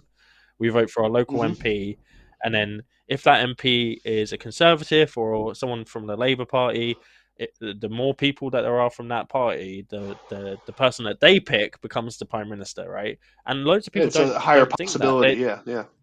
Yeah, they think they're voting for the Prime Minister when they're not. And if we dissolved party politics, if we just got rid of it, what you would have is people voting for their local leader based on the policies that individual wants to put into place to support that community. So people will be much more engaged in their communities, and they'll be voting for people. Like you'll start to see trends rather than it being I'm a Conservative or I'm a Labour. like or liberal or Democrat or Republican, you would see, okay, this person is voting for policies that benefit me, so I'm going to vote for them. Or this person's voting for people that for policies see that that, will and benefit that's me, so I'm going exactly to vote for them. what I do, because I've voted Yeah. both Republican and Democrat in my life, and all this. I vote for the person that is going to do the job that I think needs to be done. Mhm. But the problem is, and I got to bring this back to debunking, because a lot of this has to do with the whole trutherism thing, what people actually believe, and not so much dealing with facts. And one thing that as much as I would love to abolish in all ways possible a party system, 2-party, 3-party, 5-party, whatever, a party system, the moment you abolish that party system, then it becomes, it must be a secret party. Yes. There'll be if you abolish parties, I think there'd be factions before you knew it. Yeah. I Yeah, think and just that's what I'm saying. naturally And it would, will all of a happen. sudden it would become, because I can't tell you how many times, I've been debunking for a while and all this, and one of the most common arguments that gets thrown at me is very simple, and it's, you're part of them. And whatever them means in that particular landscape of that discussion, whether I'm a shill for NASA, or I'm a government spy, or I'm a whatever, all You're that actually other a crap. bird. Right. Now, if I were to turn around and say, well, I work for NASA, then the discussion's over. You already know what part I'm discussing for, and all this. But if I don't have a party, then all of a sudden it opens the door for, you must be part of a party, a secret party, the Masons, or the Even when you whatever. say, sometimes people are still like, no, you're a secret, actually, this other people, because we don't like what you're telling us. Exactly. Well, and this is so or analogous to the atheist thing, isn't it? It's just, Yeah. it's perfectly, it's a perfect analogy for atheism and theism, and how the two camps interact, and anyone that's kind of in between. If I say I don't mind most Christians in the UK because they're not really like fussed, they're not fussed about gay people, they're not fussed about abortions, they're not fussed about me or like my atheism or how I live my life. That's when I get called a crypto theist, because I'm like, there's some alright Christians out there, and it's like, it's just like, it's that because I totally see what you're saying, Sly, and I think that would happen. Like if we did dissolve the parties, that would happen. Yeah, there would be these secret parties that go on, because then now they're not parties, they're cults. Yeah, precisely. And I think that at least with the party side. Yeah, I know what you're at getting. least with the party side, you at least know what team they're playing for, Yeah. and but I mean, we have in the States, and this is something that I disagree with. We have in the States some, because there's state elections and then there's federal elections, and there are some states in the union that have, because you as a citizen for some reason have to register to a party. Right. And in other words, you have to basically, sign your allegiance to a party. And the funny part is that when you get your voting ballot in some of those states, you only get a voting ballot of the people who are going in your party. And I mean, look, I voted for Clinton once. I voted for Bush once. I didn't vote for Trump. I did vote for Obama both times. But the point is that that goes against the very freedoms that people try and talk about and try and say that we all have, of your own opinion, your own expression, and stuff like that. It causes you to lock into something, and what do you call it? And it causes you to follow the villains of that story. And I just, that just bothers the hell out of me, because it's like, why even have it? I mean, I personally support the if we were to just have our states elect our senators and our representatives, and similar to your parliament, and then let them pick who the leader is, and all this, that would make more sense. Because I mean, we just went through a really bad experiment of how far we can push of the people, by the people, for the people. Yeah. Just recently, and what do you call it? And we saw that that's not really the coolest idea, you know. And Yeah. but I don't like. I think there's a part of me that's resistant to being tacked down or somehow herded into whatever my quote unquote tribe is. And so I like to be able to make my own informed choice rather than follow some ideology of somebody else. Yeah. There's something to be concerned. It's important to have a healthy amount of skepticism, and it's sad to see that. Okay, so I did a video talking about Matt Dillahunty leaving the ACA, where all I did was watch what he had to say and talk about what it was he was saying, and things that I agreed with and things that I had a problem with it. The amount of people who were like, "No, you're just stupid." You don't understand. You're just they learned you're just nothing. Uncharitable, Chesh. You're just uncharitable. And like I I just mean, the other day, I was still getting these comments, and I'm like, I'm sorry, you're mad that in my description I called Matt Dillahunty an old white man? Okay. No, I mean, I even had, Well, yeah. I mean, throughout the you know, I just did that because I what thought it we was all funny. will now know as the Trump presidency, even throughout the entire Trump presidency, there was about 2 or 3 things in there I was just like, oh, okay, you know, Yeah. that's a cool idea, and all this. There was moments. And yeah, there was like moments. Yeah. Yeah. It's kind of like those couple of times when your car won't start, and every now and then it kicks once or twice, and you get optimistic, and all this. You know, I mean, I'm not gonna lie. You know, there was a couple of spots in there where I was just like, that's a good idea, or yeah, maybe we should do that, or yeah, maybe that is more wrong than we've been led to believe. But unfortunately, those were only a couple of the fresh grapes in the bowl. And so it just nah. I refuse to be locked into something like that. Sad when you see a group of people who follow somebody so staunchly that they're willing to defend criticism that A, hasn't happened, or B, engage in a way that the person that they're defending doesn't adhere to or says not to do. Yeah. Well, I mean, or like I said, yeah. Sometimes this criticism comes out before they even know what the criticism is going to be. I'll just say that a friend of mine did a video, and it was a critique of something Jimmy Snow had said. Oh boy, that's a name. Now, yeah, okay. Now, Jimmy Snow, can't remember what it was. He had a bit of a hot take on like about Afghanistan. Okay, and this friend of mine happens to be a vet who served out there. Sorry, Jimmy had the hot take, and your friend was reacting. Jimmy had a hot. Okay, got it. Yes, and my friend was reacting. My friend, by the way, is a veteran and worked in served out in Afghanistan and worked in military intelligence as an analyst. So I was going to explain why Jimmy was wrong.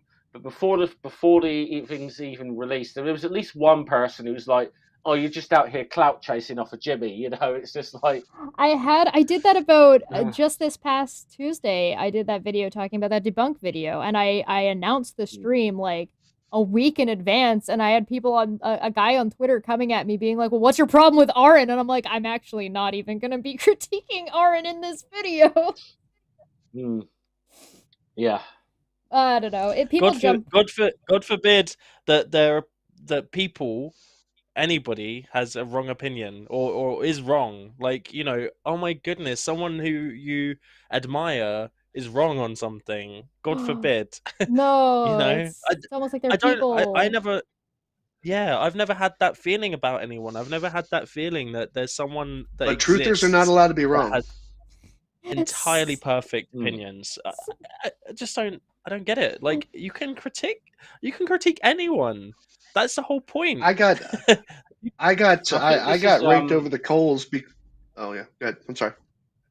This has been said a number of times, but I think especially when you've got a lot of probably the big most militant sort of atheists. A lot of them are people who've come out of very religious background, and sometimes, like I said, these atheist thought leaders have kind of been who they've filled the void that their pastor or whatever used to hold in their lives, and I think that That's not good. that's something. It's not good. It's something. Just replacing one for another, right? Definitely, yeah. You kind of are. And this is what I said. I've always said, listen, don't equate being an atheist with being a critical thinker at all. You're just not. It's just not the same thing. Sly, what you're gonna say? You got raked over the coals over something? No, I mean, when talking about disagreeing with people who are quote unquote on the same side as you, I get that a lot. Like, and they truthers attempt to do this. You'll come out with something that you have worked either really hard on, or you've done a proper analysis on, and you come up with one result, and they turn around, they're like, oh yeah, well, Neil deGrasse Tyson said this, or Carl Sagan said that, or whatever. And there are, I mean, obviously you're allowed to disagree. And what do you call it? Especially when you have a more refined, either subject specific or whatever the case might be. Somebody might have stated something in a generalization, whereas when looked at in a finer, sense, they would actually have been, their generalization was wrong.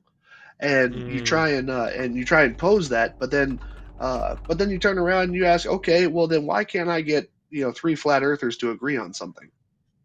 Right. Where's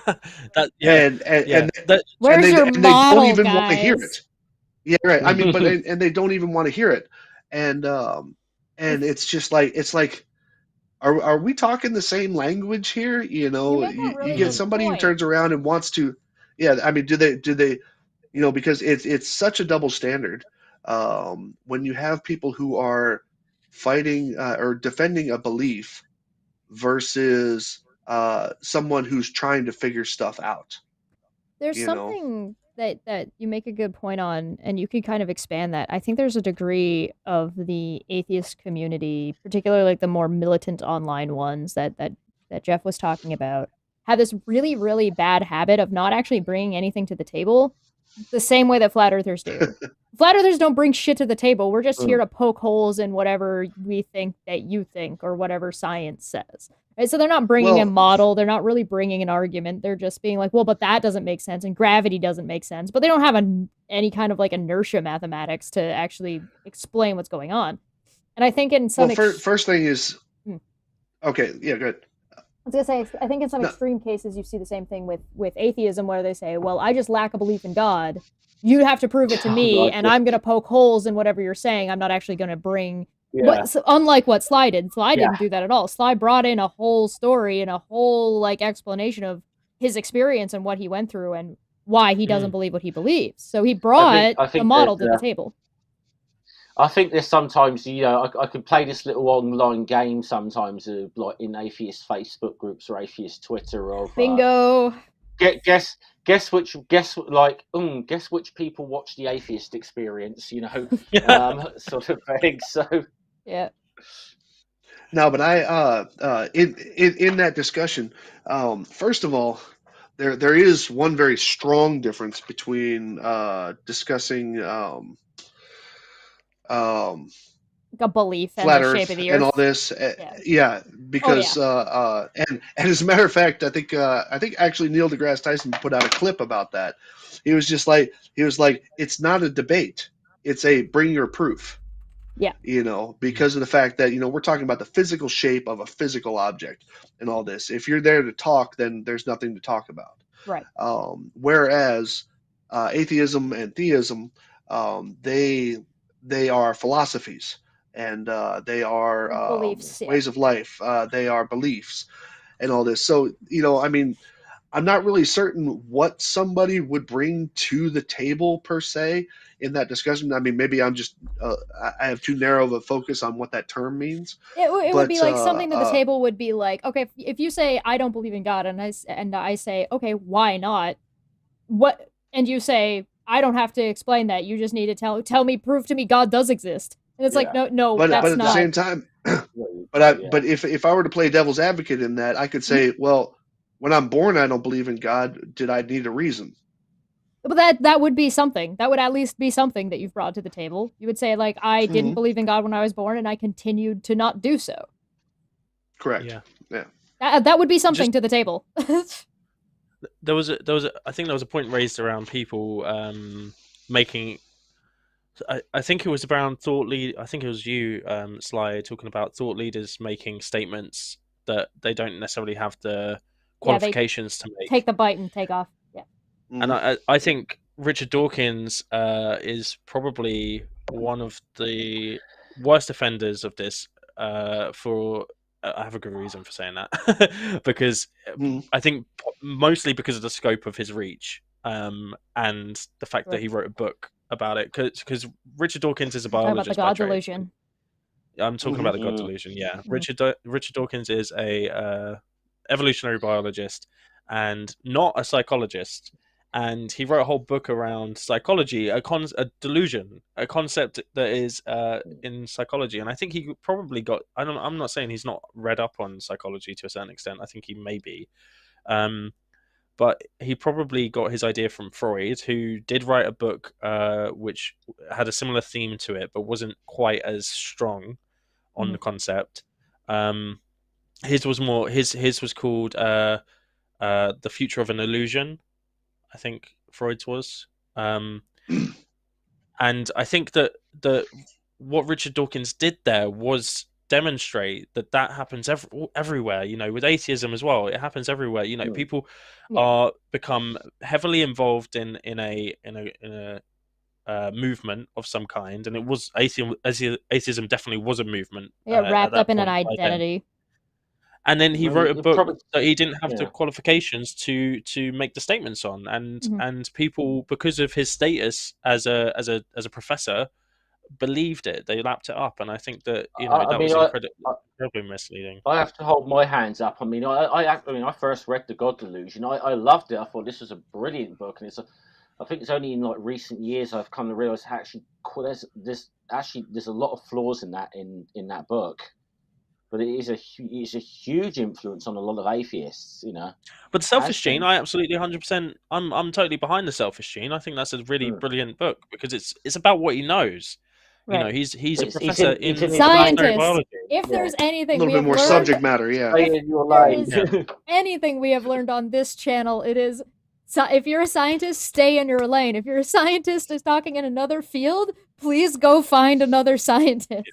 My God, we run into that all the time here. Don't trust trust scientists by fiat when they are speaking outside of their authority.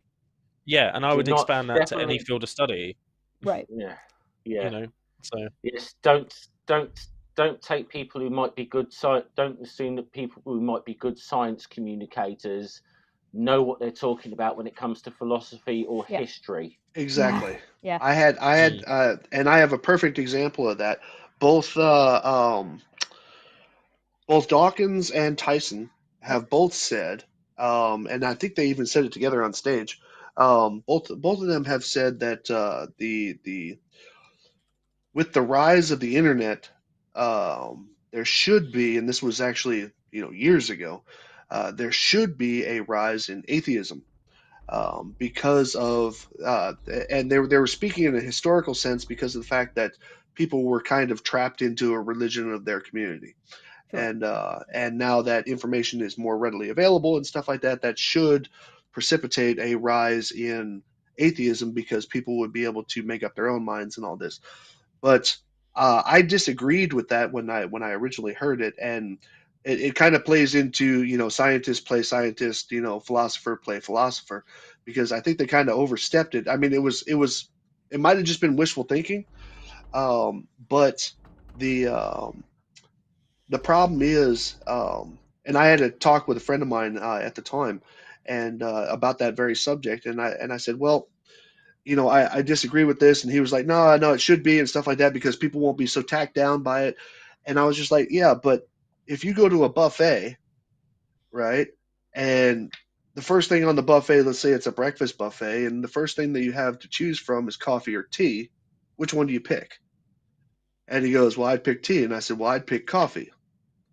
I said, so there's no even given the a buffet of Options. information, Yeah.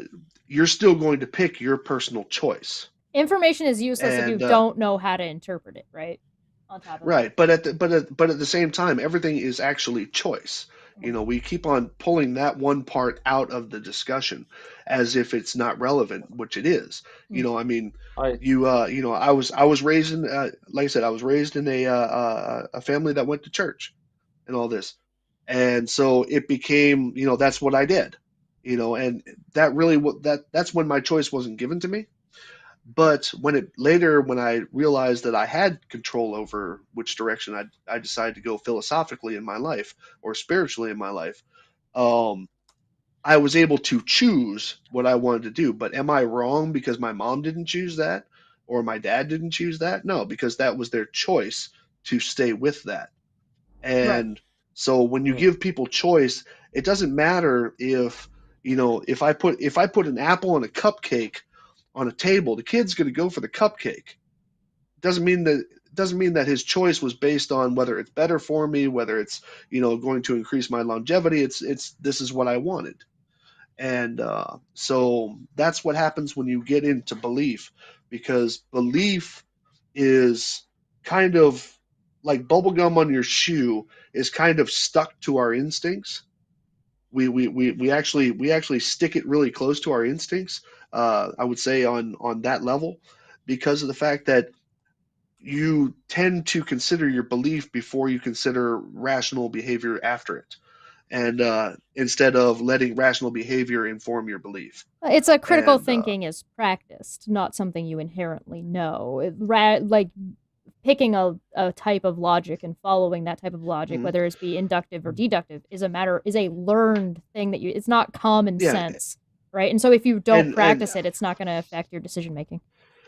Now, I'm not here to say also that you know, Dawkins or Tyson or Hitchens or any of them. I'm not here to say that any of them are uninformed, because obviously, you know, I mean, even on their subject or on anything else, they're probably very well informed. And I'm not saying that they don't have wisdom to share from their knowledge, but it shouldn't be taken as, well, I'm going to use the word, it's even part of American terminology. I'm not going to take it as gospel, because of the fact that it's not their field of specialty.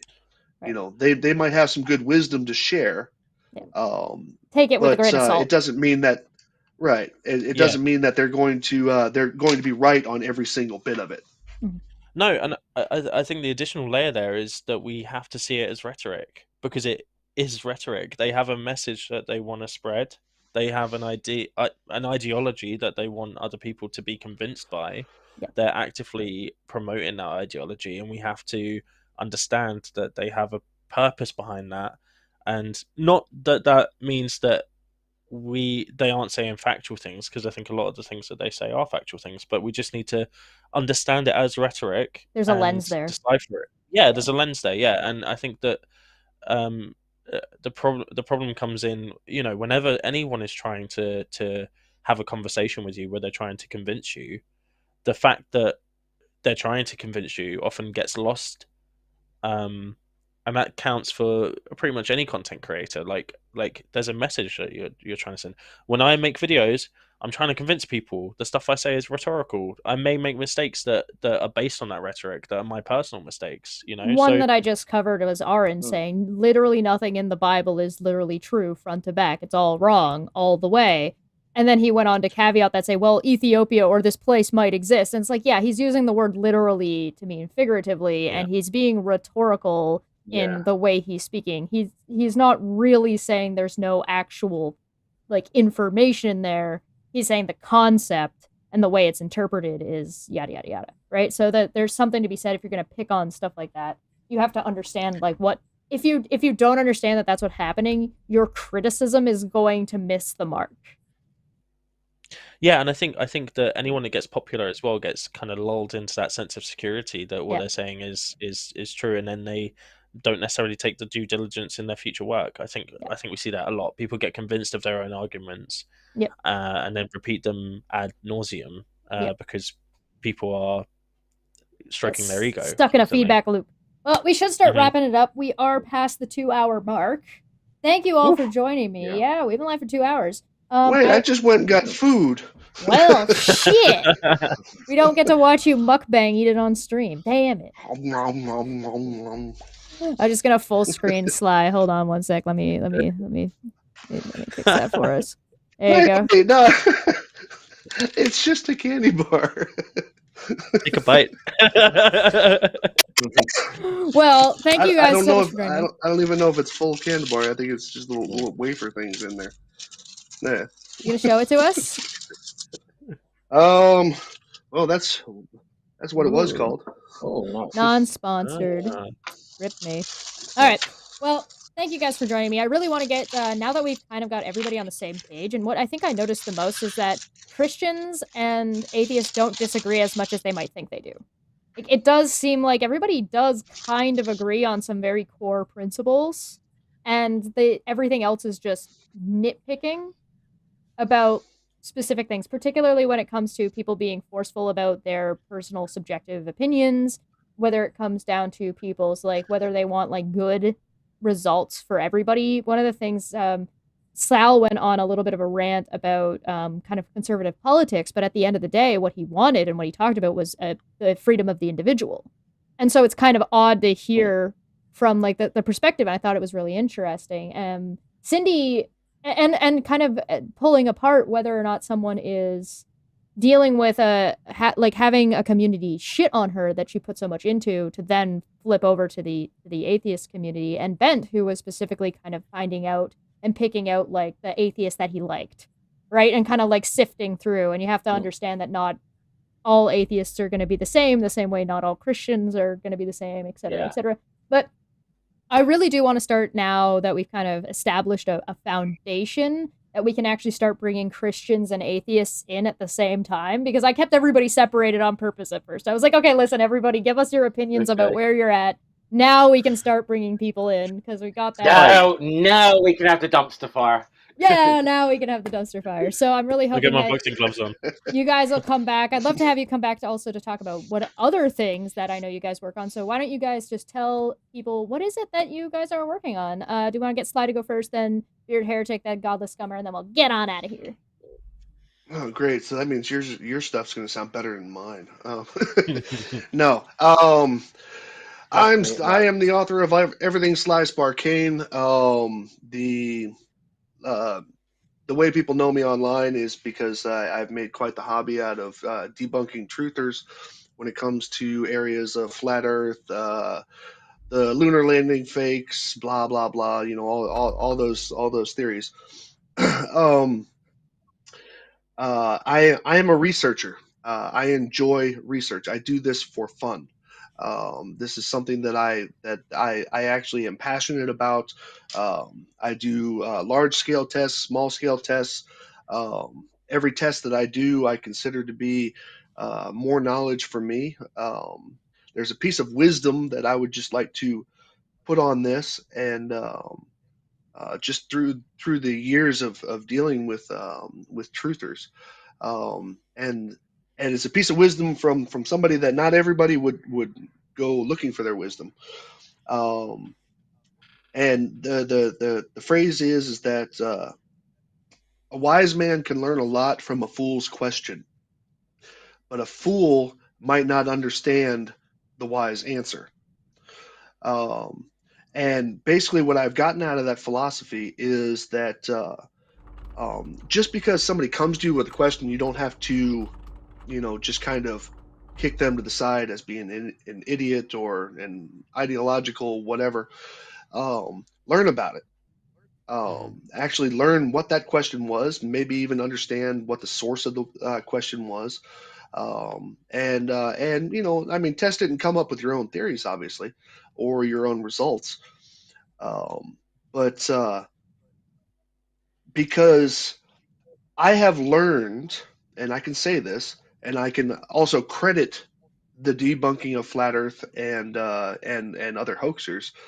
Um, I can actually credit them with my now greater understanding of the things around me, because I won't I won't just dismiss somebody's stuff out of hand unless it's like completely absurd and I'm just not even interested in it.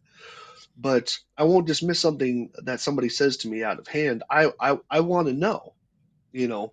I'm not afraid of turning around and finding out that I've been lied to about these people or this thing or whatever. I'm not afraid of that, because if I can demonstrate that either I'm right or something else is wrong, then I am, as a person, more informed. Instead of just taking somebody's word for it, like I get blamed for believing everything NASA says, or believing everything that the government says, or Tyson says, or all this other stuff, when in fact I actually enjoy, and there needs to be more people like that in the world. I actually enjoy finding out if somebody's bullshitting me or not.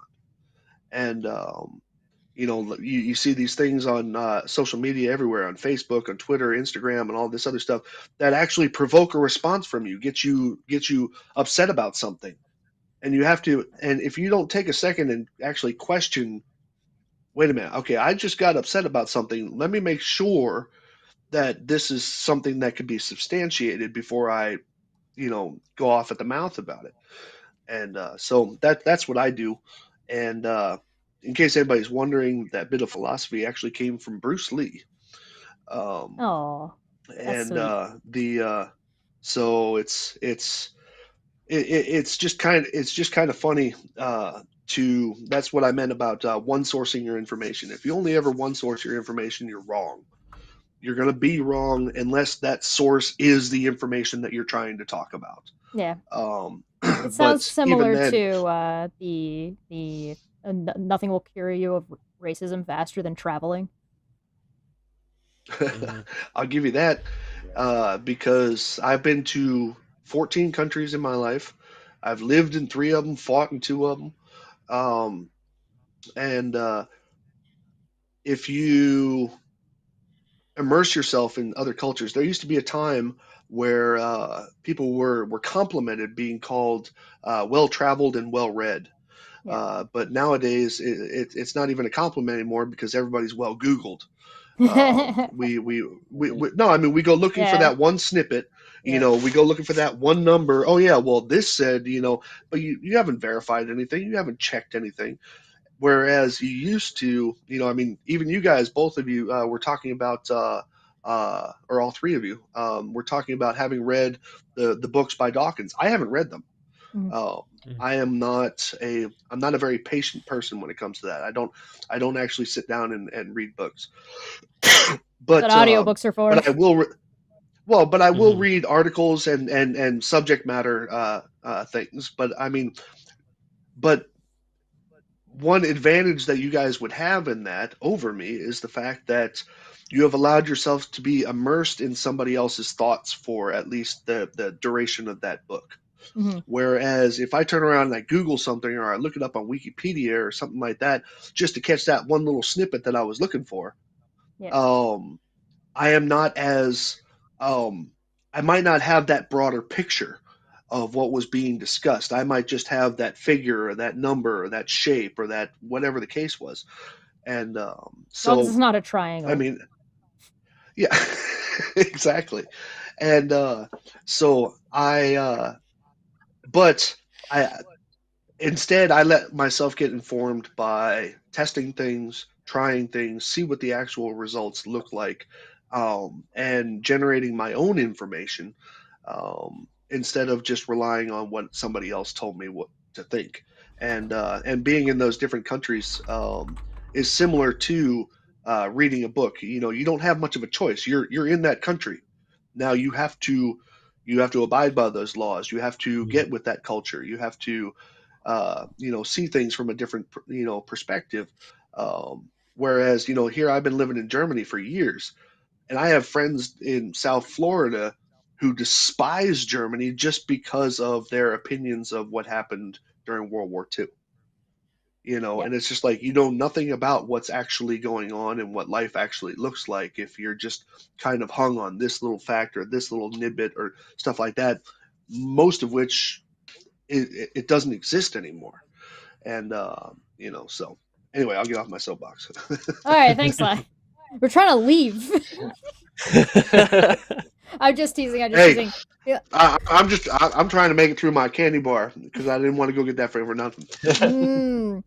Feline did have something for you before we move on to Bearded Heretic. There is that a quote I want Sly to hear is, quote, "Everyone knew it was possible until a fool who didn't know came along and did it." And apparently it's often attributed to Einstein, although not confirmed. I don't disagree with that.